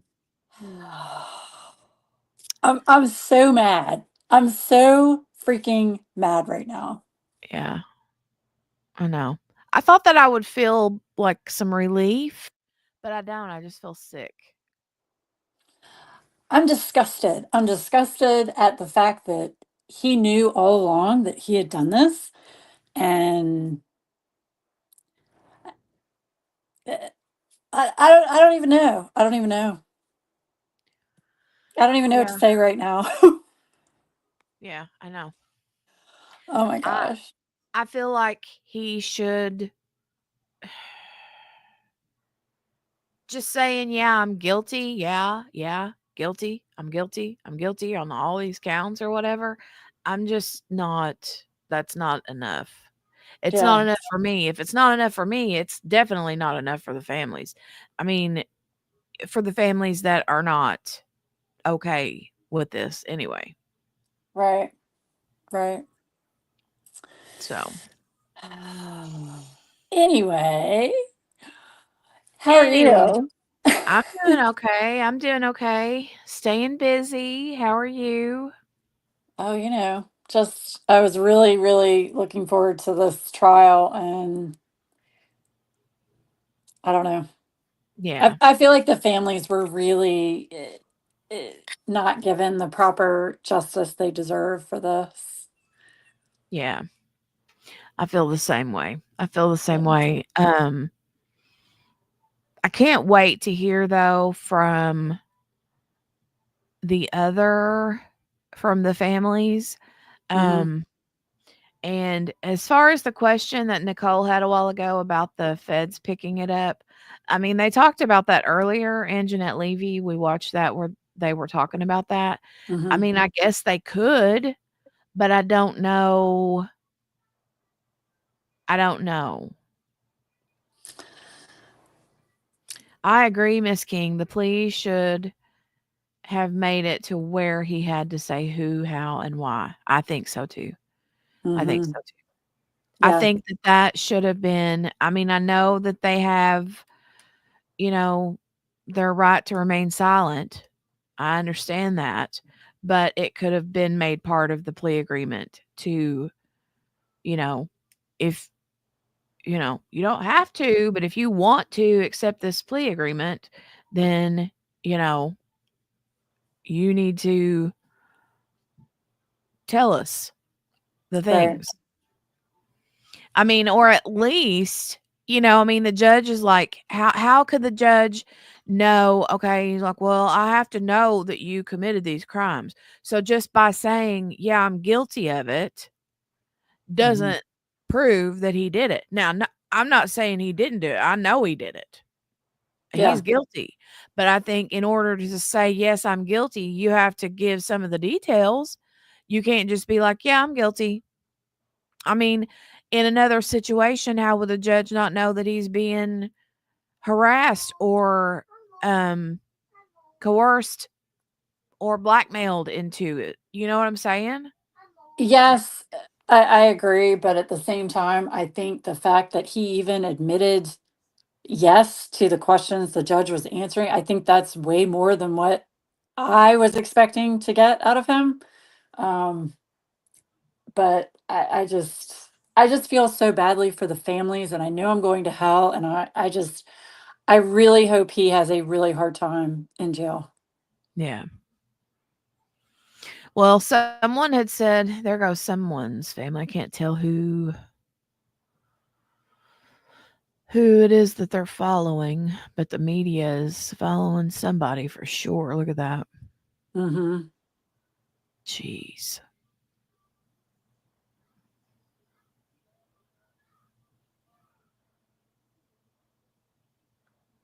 Somebody on a scooter. Who is that? I don't know. It looked like they were using a walker. Did it look like that? It looked like one of those little electric scooters to me. I don't have my glasses on, so Yeah. I got 2 pairs on. I got double up for you, honey. look, I'm in my pajamas. Whatever. Yeah. Yeah. I'm so mad about this. I was talking to Elizabeth this morning, and it was just, I still can't believe that they did a plea deal. I can't believe it. I know. I mean, don't get me wrong. Part of it is that I'm upset that we don't get to watch the trial. I'm not going to lie. That is part of the reason why I'm upset. But even more, like, I really thought that hearing him admit to it would have given me a little bit of like relief. But I don't. When I heard him say it, the more he said, yes, I'm guilty of this, I'm guilty to all accounts, including the burglary. Who care? I don't even care about the burglary. It's the Hmm. murders part, the Hmm. homicides. But here, each time he said that he was guilty for each one of these, I felt more and more mad because it's like, I feel like he should have to stand in front of his peers Hmm. and let this be brought to justice. I just don't feel like justice is for the families, for these children, what just happened today. I just don't feel like that. Well, there are two sides to look at it. So, yes, I feel there should have been a trial and there should have been a jury to decide his fate. At the same time, I think QB mentioned this earlier. I feel like this is a surefire way that he is going to stay in jail the rest of his life. So Yeah. that there's no ifs, ands, or buts if he were to, be found not guilty. Mhm. So there are two sides to it, but I just don't feel, and I sound like a broken record, but I don't feel like the families have been given the justice they deserve. Mhm. And I really hope that it takes 2 days for the victim statements. I think he needs to sit there and listen to every single person that Yeah. needs to speak out about how they feel and what happened. I do. I hope, I honestly hope he rots in hell. Yeah. And I'm being very frank. Yeah. He's just disgusting human being. Yeah. I agree. Um, I mean, this isn't going to be a popular opinion. Y'all in the chat will probably disown me for saying this, but I am a believer that even the worst person on the face of the planet can make it to heaven if they begin a true relationship with mhm, God. I believe mhm. that. I believe there will be murderers and serial killers in heaven. Not a popular opinion. I'm sorry, that's just how I feel. Mhm. Um, but if they don't, and if they don't do the work spiritually, and if they're not ever sincerely sorry for anything that they did, then there's no, in my opinion, no, you know. Can I say something just as an opinion? Yes, absolutely. Just as an opinion, but I feel like I'm a Christian and I believe in God, and I have my religious beliefs. But I feel like if someone has been this evil of a person and they want to be saved, I commend them for that. However, I feel they're doing it for the wrong reason. If you don't have spirituality with God to begin with, and this is just my opinion, don't come for me. Mhm.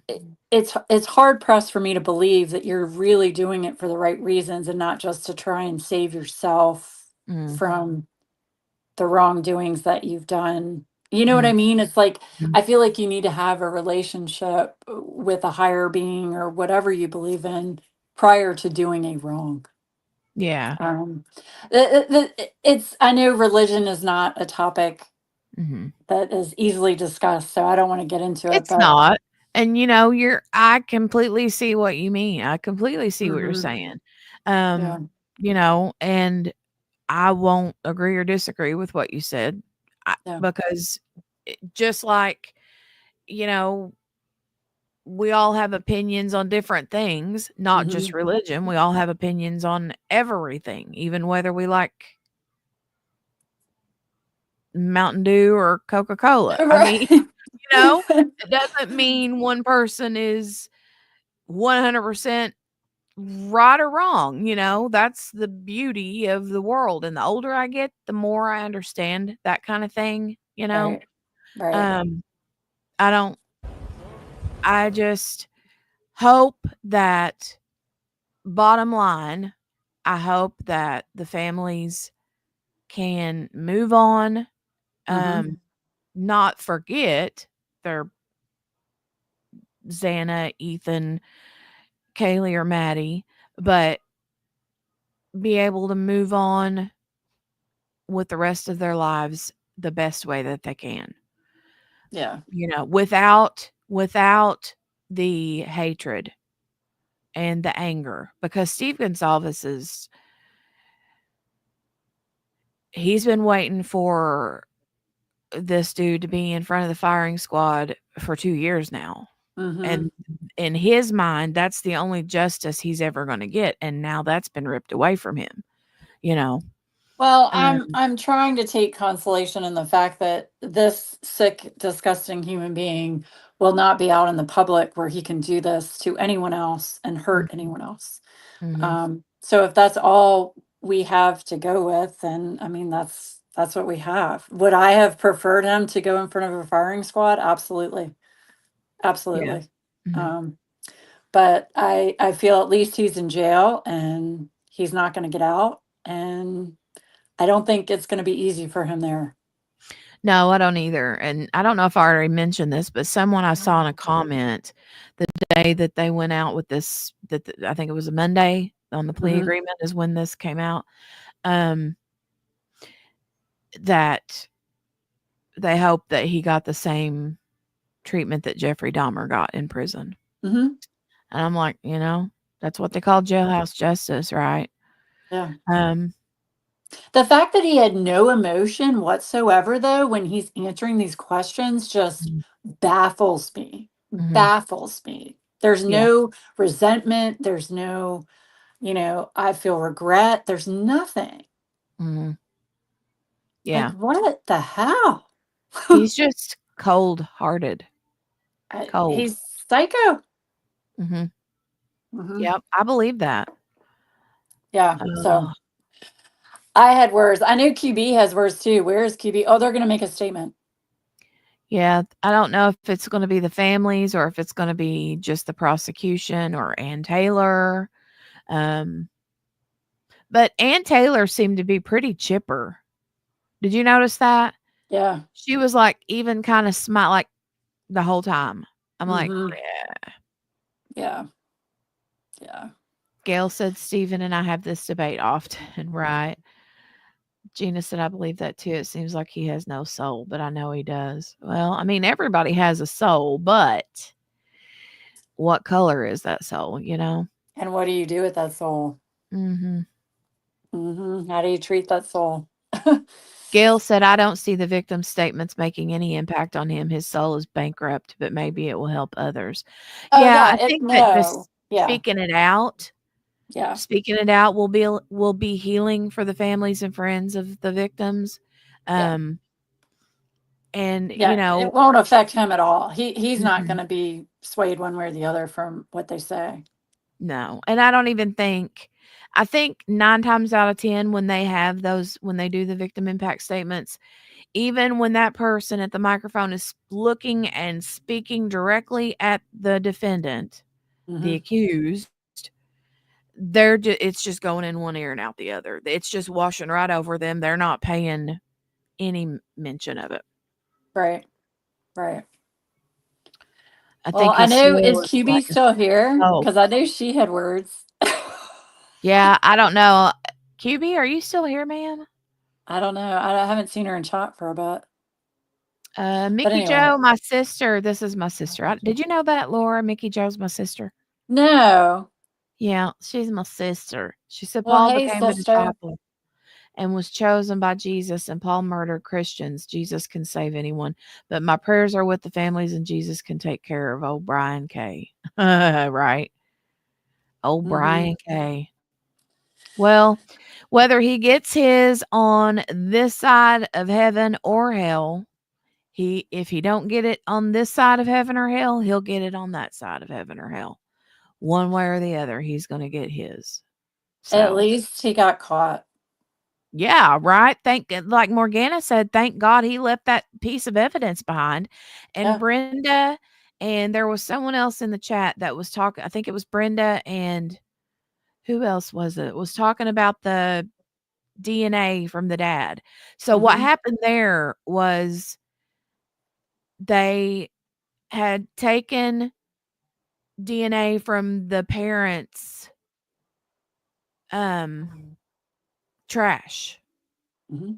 and they used the DNA from that and the DNA from the trash at the parents' house and connected those together. Right. So, that's how that worked. Yeah. Because Brian had left, his dad came to him, and then they drove back to Pennsylvania from Washington. Like, I'm really curious what his parents think about all of this. Like, what is going through their minds about what they think of their son and what he's saying he did. I don't know. I think that one of the sisters early on had said, "Dad, I think Brian did this." Hmm. One of the sisters early on said that. Can you imagine being the parent of this guy? Mickey Joe, yeah. If I had been one of those parents, I would have went to jail today. And I'm shocked that Steve Gonzalez isn't. I'll be shocked if he don't blow his top completely off today, Mhm. because he's like that. He's fiery anyway, you know. Yeah. Yeah. Yeah. It's probably a good thing he left the courthouse. That's a good one, Margaret. She said, "I just said the victim's statements won't affect him, but his parents will have to hear Yeah. it." That's true. If they're there, are they Sounds like definitely there going to was be there? evidence that we have. Yeah. Oh, I'm sure they will be. They were there today. Hmm. I mean, maybe they won't. Maybe they won't be there, I don't know. but If I were his parents, I wouldn't want to have to sit through and listen to that.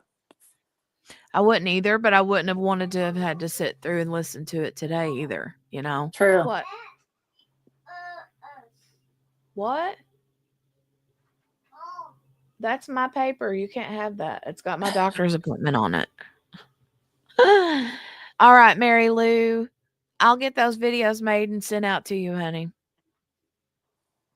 She sent Jolie a big giant box full of goodies. She's done this like 3 or 4 times, and where she works, she catches the clearance toy aisle and Hmm. just buys a bunch of stuff, and then when she gets a box filled, she ships it. She spoils her rotten. That's awesome. That's so nice. Mhm. That's Super so sweet. sweet. Yeah, it's very sweet. Very sweet. Um, Gina, I'm not sure about that. I feel like that they did have a lot, but I know that everything that they talked about today, everything that Thompson said today was already public knowledge, and Hmm. um all of the other evidence is under lock and key and sealed. Now that this is over, I don't know if they have to wait until the sentencing or what, but they can unseal those records Hmm. and the public can have access to them unless the judge decides to keep everything sealed, which I don't know why they would. Why he would? I don't know. Um I hope he doesn't get any interviews or any money or anything. They need to rule on that for sure in the sentencing. mhm. Yeah, they do. If they don't do it prior, they may be able to do it Yeah. prior since it's a done deal. They're just waiting for the sentencing, but I don't know. I mean, I hope that all of the information comes out because I know everyone wants to know. The son of Sam Law, he can't um make any money. Yeah. Yeah. Yeah. What do you mean Hobby Lobby coupons?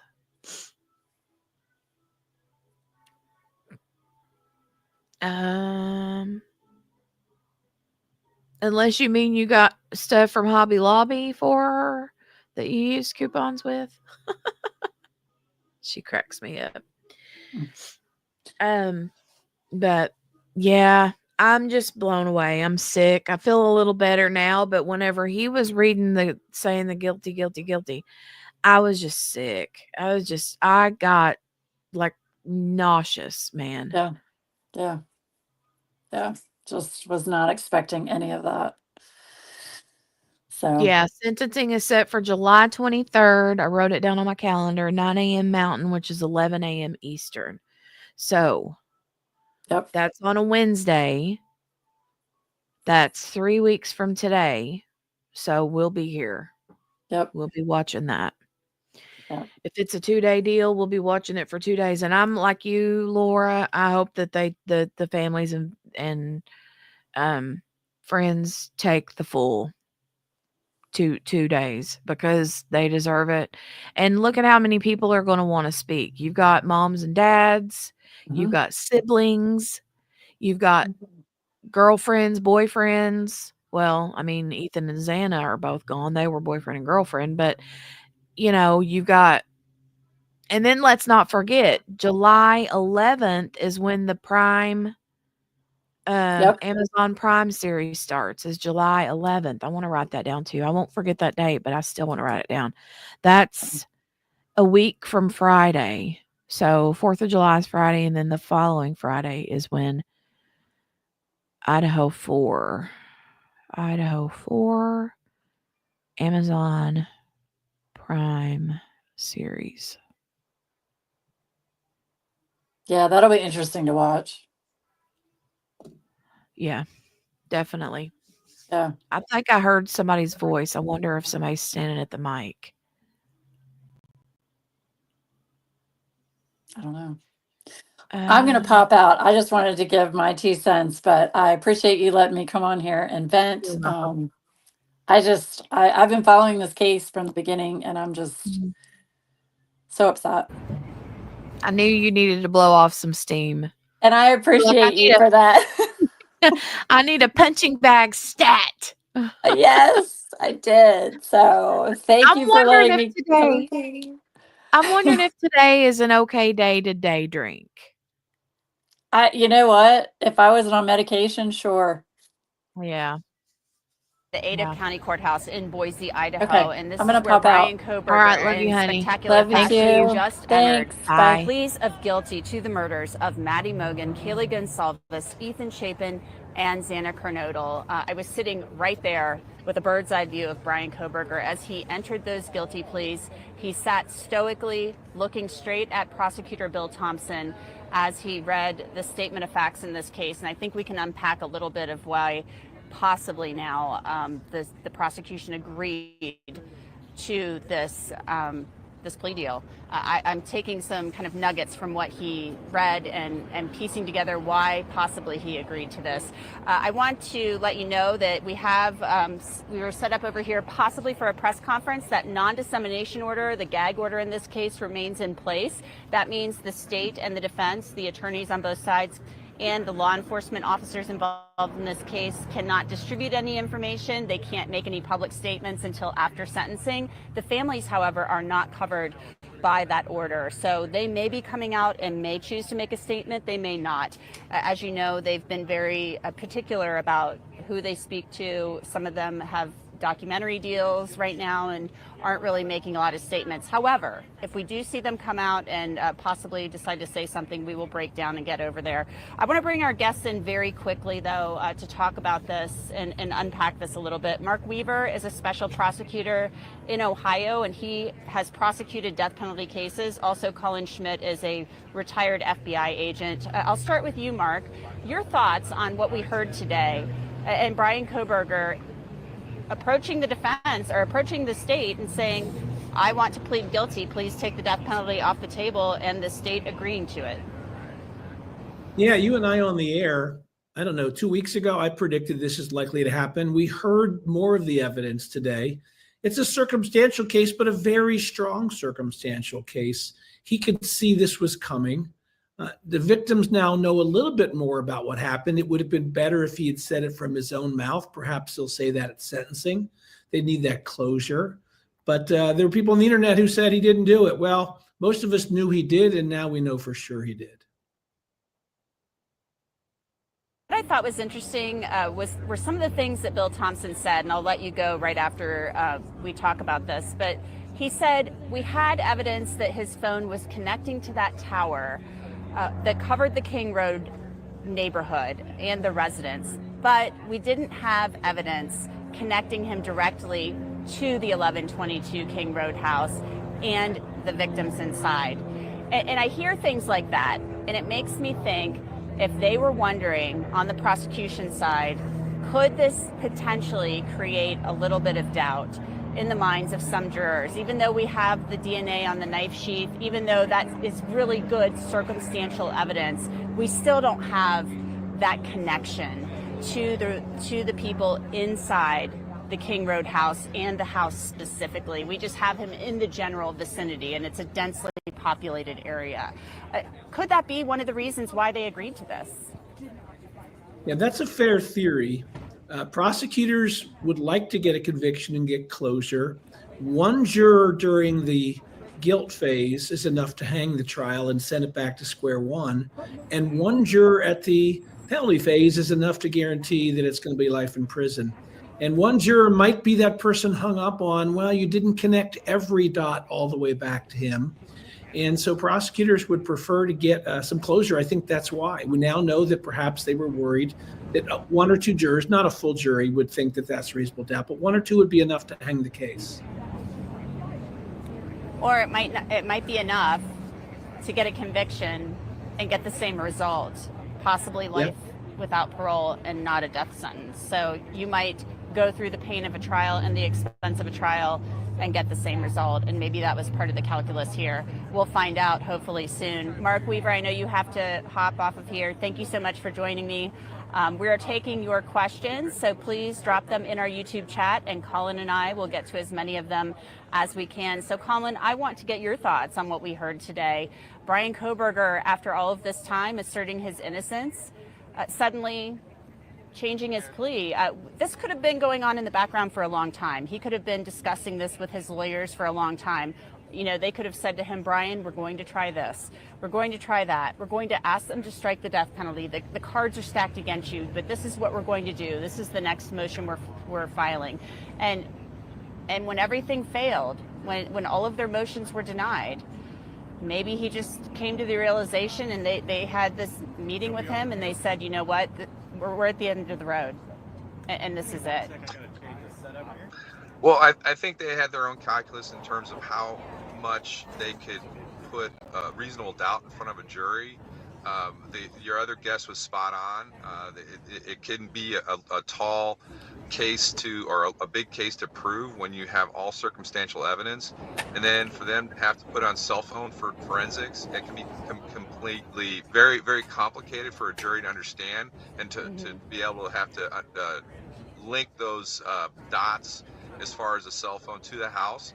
So I think this was the best of the worst decisions to make, because they would have also had to put the families through a trial, a very long trial. But I know there are some families that are frustrated because they did want him to get the death penalty.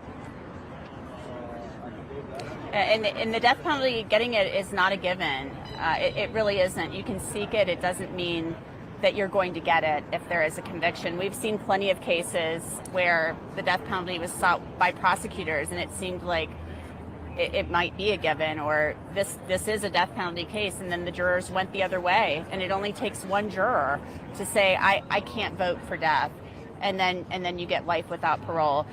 Let's talk a little bit more about that cell phone evidence that you just discussed. There were 23 times that the FBI cast agent, the cast analysis, the agent Nick Balance was going to testify at 23 occasions between July and a week before the murders, that they say that Bryan Kohberger's phone was connecting to the cell tower that covered King Road. However, there were a lot of houses there, and I've been there. There are a lot of houses there. It's on Greek Row. So they might have not have been able to show that he was, quote unquote, casing or stalking or surveilling the house. And as you just mentioned, it can get very complicated and complex. And on the defense side, they had their own expert. They had their own cell phone expert who typically testifies for prosecutors, Cy Ray. He testifies all over the country for prosecutors. So that could have been something that turned out to be very contentious at trial had this gone forward. Yeah, and it would have been, frankly, a nightmare for the FBI witness, because he would have been on the stand for a very, very, very long time. And so every little thing he would say or testify to, the defense is going to pick apart and turn around, and then they have a expert waiting there to dispute every little finding he may have had. However, 22 instances of him of Kohberger being there, that's overwhelming circumstantial evidence. But the challenge is, was the FBI special agent going to be able to introduce and make sure the jury understood how he found that information and how it was connected to the target? And that's the question. I mean, because that information can be very complicated and complex. What was your take and your reaction to the way Bryan Kohberger, during that first question from the judge, just stood up and said yes? What was your reaction to that? Well, I think this is somebody with deep mental health issues, not that that was a defense, and somebody who's likely a psychopath. And I mean, I'm not a mental health expert or a psychologist or psychiatrist, but somebody that it appears that he just doesn't have remorse and he's more of a robot. And frankly, I think this was a transactional decision for him, that it was either the death penalty or risking the death penalty or life in prison.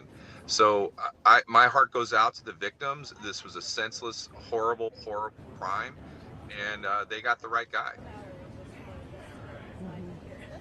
And after all of this time, you know, it's interesting you say that they got the right guy, Colin. After all of this time, he's finally admitted it. It appeared they had just a mountain of evidence against him. They had the K-bar knife and sheath purchase that he made on Amazon in March of 2022 before he moved to Idaho. He moves to Idaho in late June to pursue his PhD.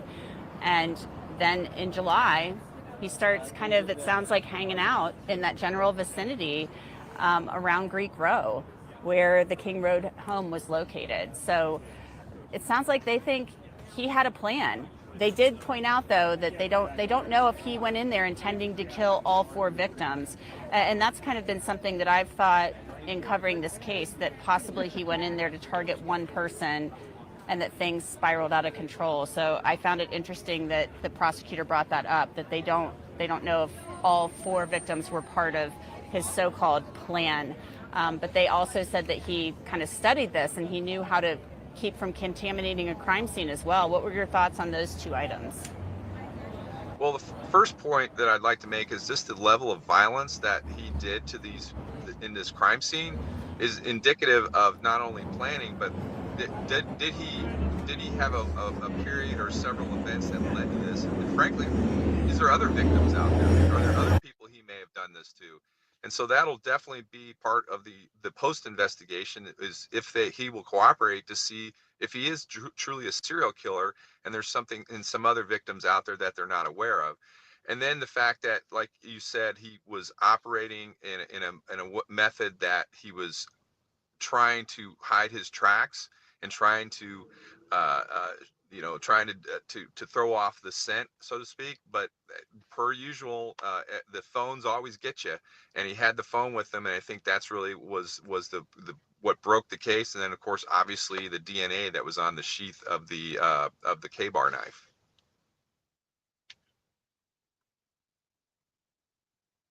Case wide open. If they hadn't had that, Colin, they wouldn't have been able to identify a perpetrator in this case, or else it may have taken a lot longer. But that was really the direct link to Bryan Kohberger. That's how they identified him as the suspect in this case.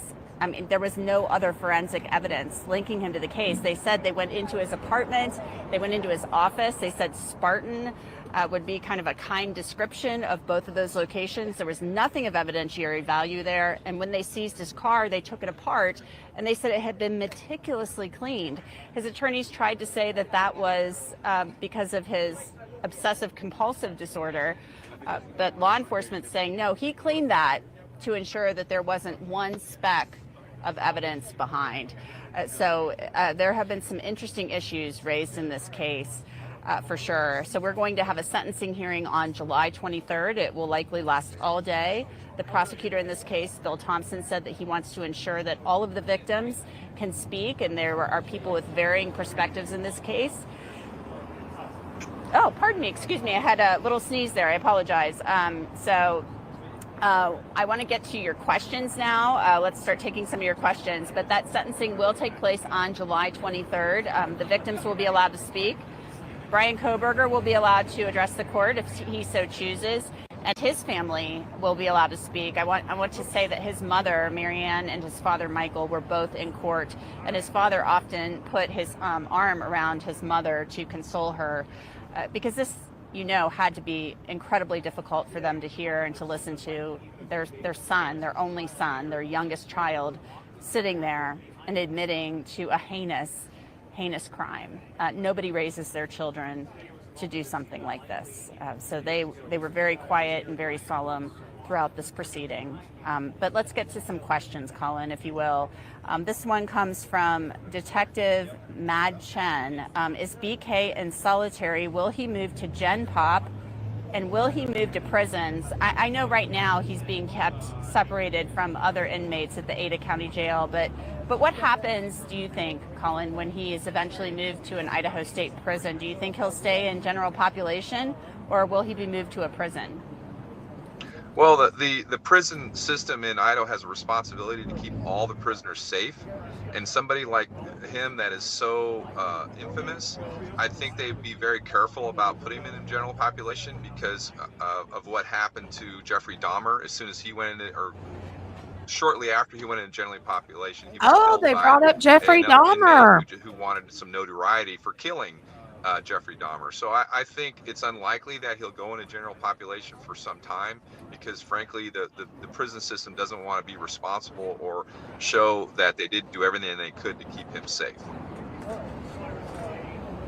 There's something else that they often do, Colin. I'm sure you're familiar with this. I've seen it in other high-profile cases, especially really gruesome murders where people may be a target, where offenders may be targets or be targeted by other inmates because of just the horrific nature of a crime and because of the high-profile nature of it.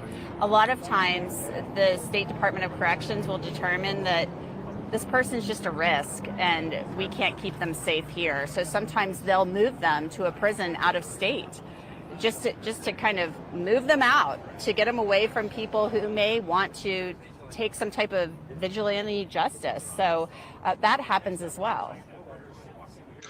Yeah, but I doubt that's going to happen in this case because he has worldwide notoriety. It doesn't matter where they move him; he's going to be known.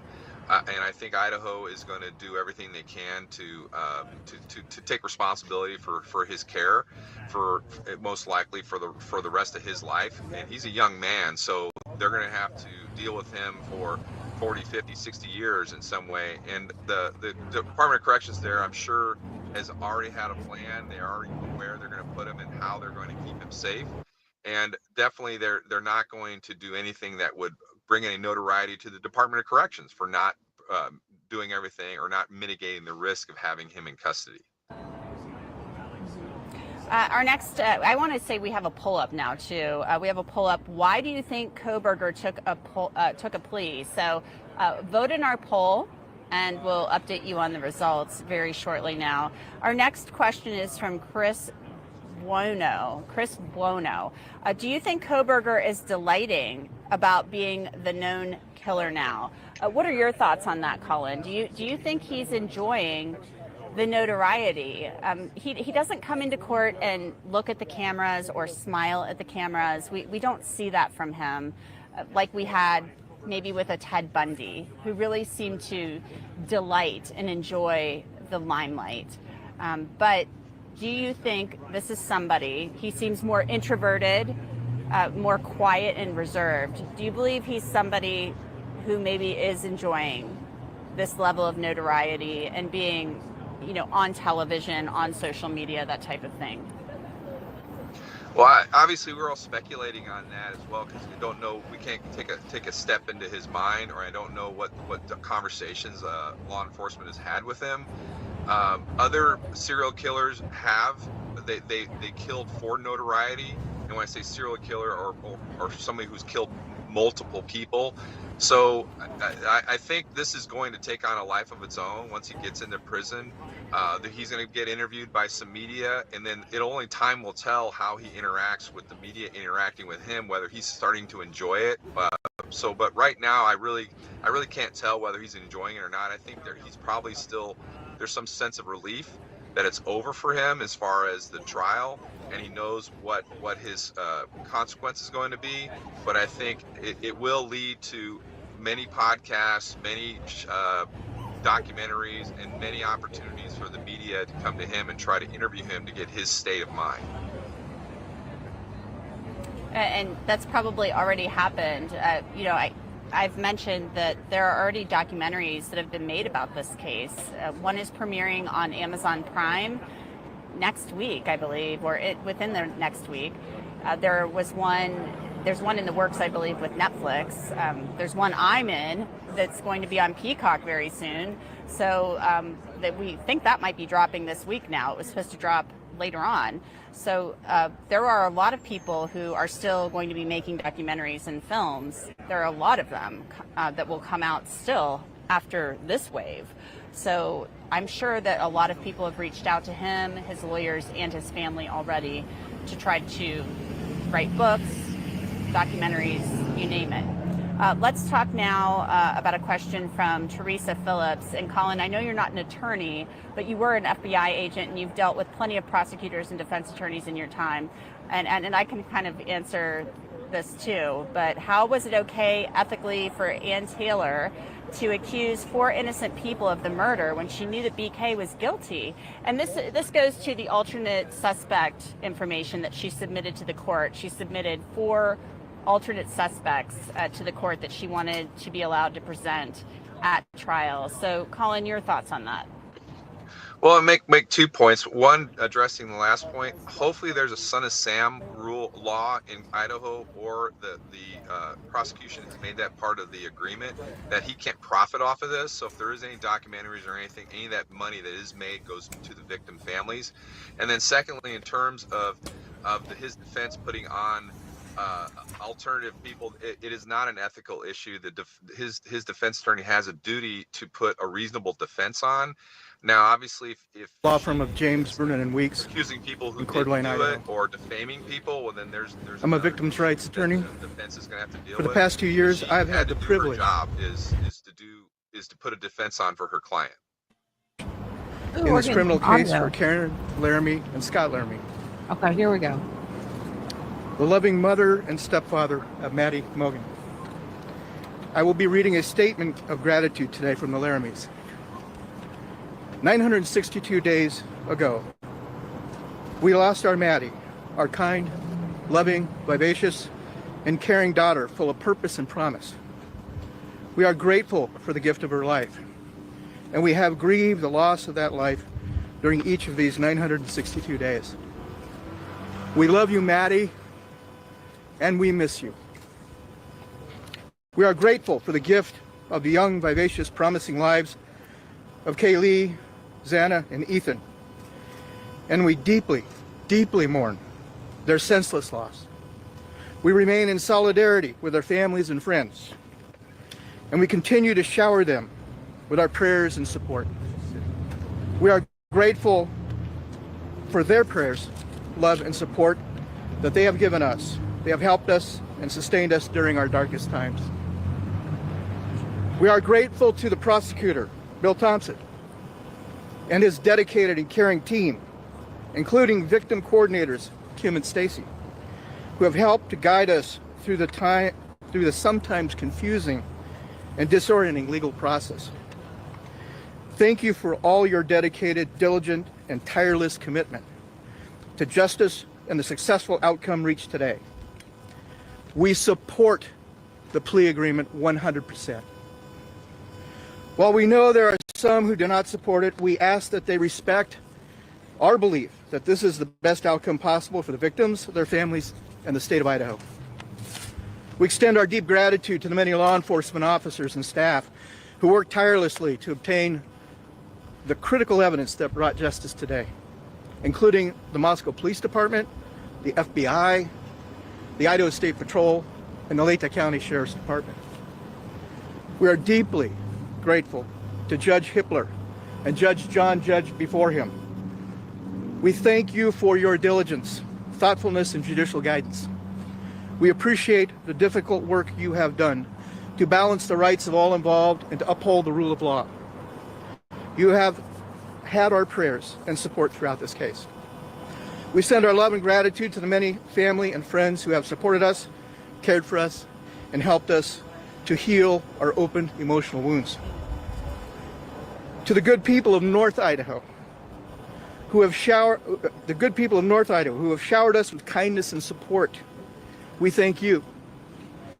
We also mourn today with you the recent tragic and senseless loss of 2 brave North Idaho firefighters.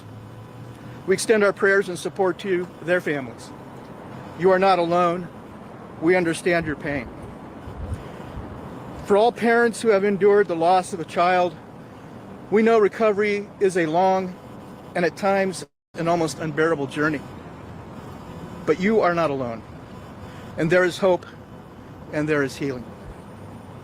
We thank those in the press who have respected our privacy and the grieving process, and the privacy and grieving process of the families of Kaylee, Xana, and Ethan. To others in the press, we gently encourage you to do the same. We thank the many people across our nation and beyond who have reached out to us, prayed for us, and extended their kindness. You too have helped us on our journey to heal. We now embark on a new path. We turn from tragedy and mourning. We turn from darkness and uncertainty of the legal process to the light of the future. We have closure. We embark on a path of hope and healing. We invite all of those who have mourned with us to join us, and we wish you well. Thank you. I will now share a few words of my own. Over the past 2 years, I've been amazed and humbled by Karen and Scott's strength, endurance, and faith. They have uplifted me and so many. They founded a nonprofit to help others in the name of Maddie. They have been a beacon of hope amidst a dark and tragic time. To those young and bright attorneys out there looking for purpose and meaning in your profession, I invite you to join the effort of crime victim attorneys to bring victims justice with compassion, empathy, humility, and understanding. This case is not the end of violence. This case is not the end of lawlessness. We need your help to bring hope and healing to the innocent caught in the crossfire of life. Thank you all. Sir, could you just say your name one more time? Leander James, Leander, last name is James. Thank you.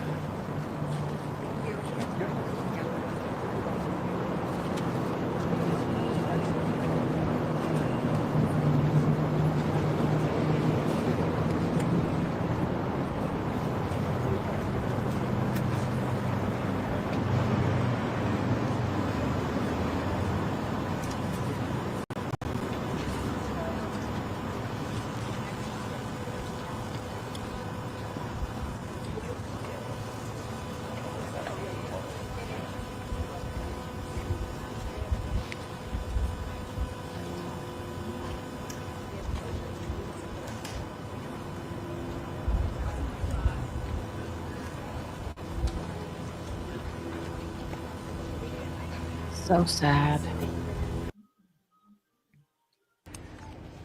You've been listening to a press conference by the family of Maddie Mogen. That was their attorney. Her mother, Karen, her stepfather, Scott. You can probably see them right over here. We're going to walk a little bit as they walk, but they are walking as people follow, and they were devastated by this. Maddie Mogen was the only child of her two parents, Ben Mogen and Karen. She was mostly raised by her stepfather, Scott. And so it's just been a devastating loss for them. Maddie was a beautiful, beautiful young woman, as you know.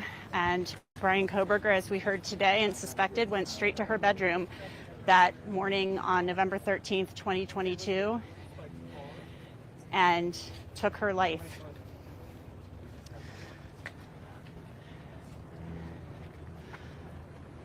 So we're gathering here to see if they would like to speak or say anything.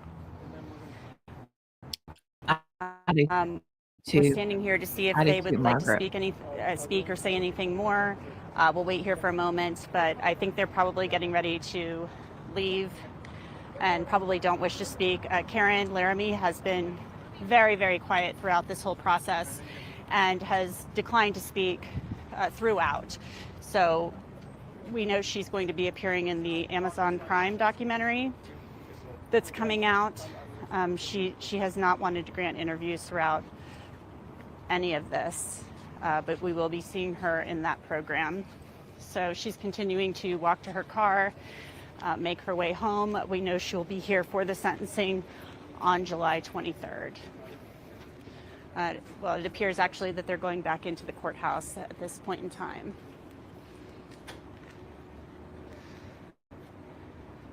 Okay. So there you have it. So the sentencing of Bryan Kohberger right now, as I told you, he's in the Ada County Jail. He's been held there for some time, ever since the venue was changed to Ada County. And he will be sentenced on July 23rd. There will be no pre-sentence investigation in this case because he's getting 4 consecutive life sentences, life without parole. So that's what will be happening here. We will be back here on July 23rd covering that for you. He is going to prison forever for the murders of Maddie Mogan, Kaylee Gonsalves, Ethan Chapin, and Xana Kernodle. I want to thank our guests today, both Mark Weaver and Colin Schmidt, and thank you for submitting all of your questions and for watching us as always. I'm Anjanette Levy. Thanks so much for being with us. You can go back and watch our coverage on YouTube from earlier today and watch the plea hearing. We'll see you back here next time.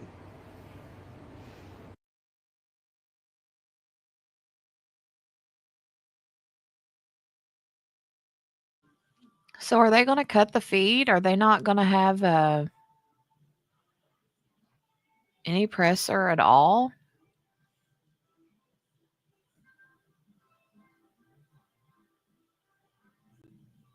I don't know.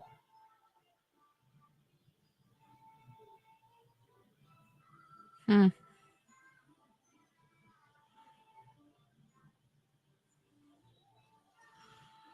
me go back to their chat real quick and see if I can find anything.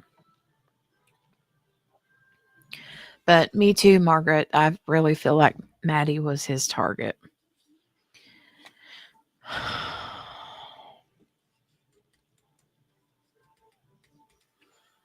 I feel like that was his target, and everyone else was collateral damage.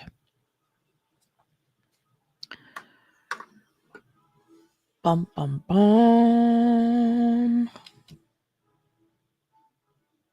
Now I just feel doomy and gloomy.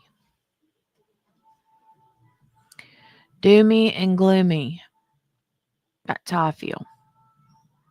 Doom and gloom.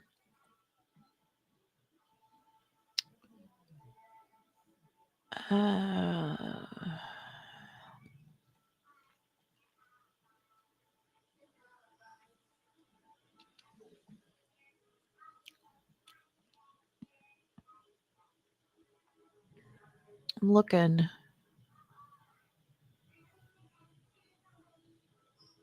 Because they're still live. Their feed is still up.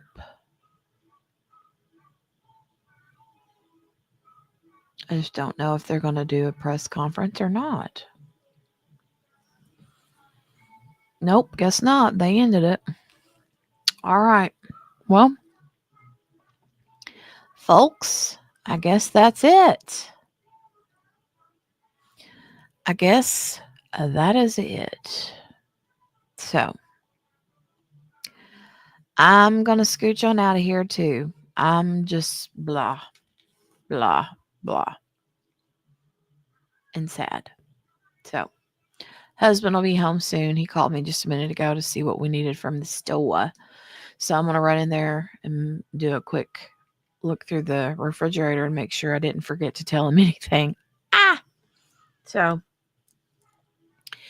anyway, thank you guys for joining me. I plan to be back on Friday, so I won't be streaming tomorrow, but unless something wonky happens, but I plan to stream on Friday. I don't know what yet unless we finish the recap of this missing boyfriend murder trial. We may do that. Absolutely, Laura. Thank you for coming up too, ma'am. So other than that, as far as Kohberger goes, we will be back here on the 23rd to watch the sentencing. So thought I felt like crap before. Now, love you. Right? Hey, I messaged you. Okay. I'll go check, Brenda. All right. I will see you guys on Friday. All right. I hope you have a great rest of your day today and a great day tomorrow. And make sure to hit that thumbs up before you leave. And I'll see you guys later, taters. Bye, everybody.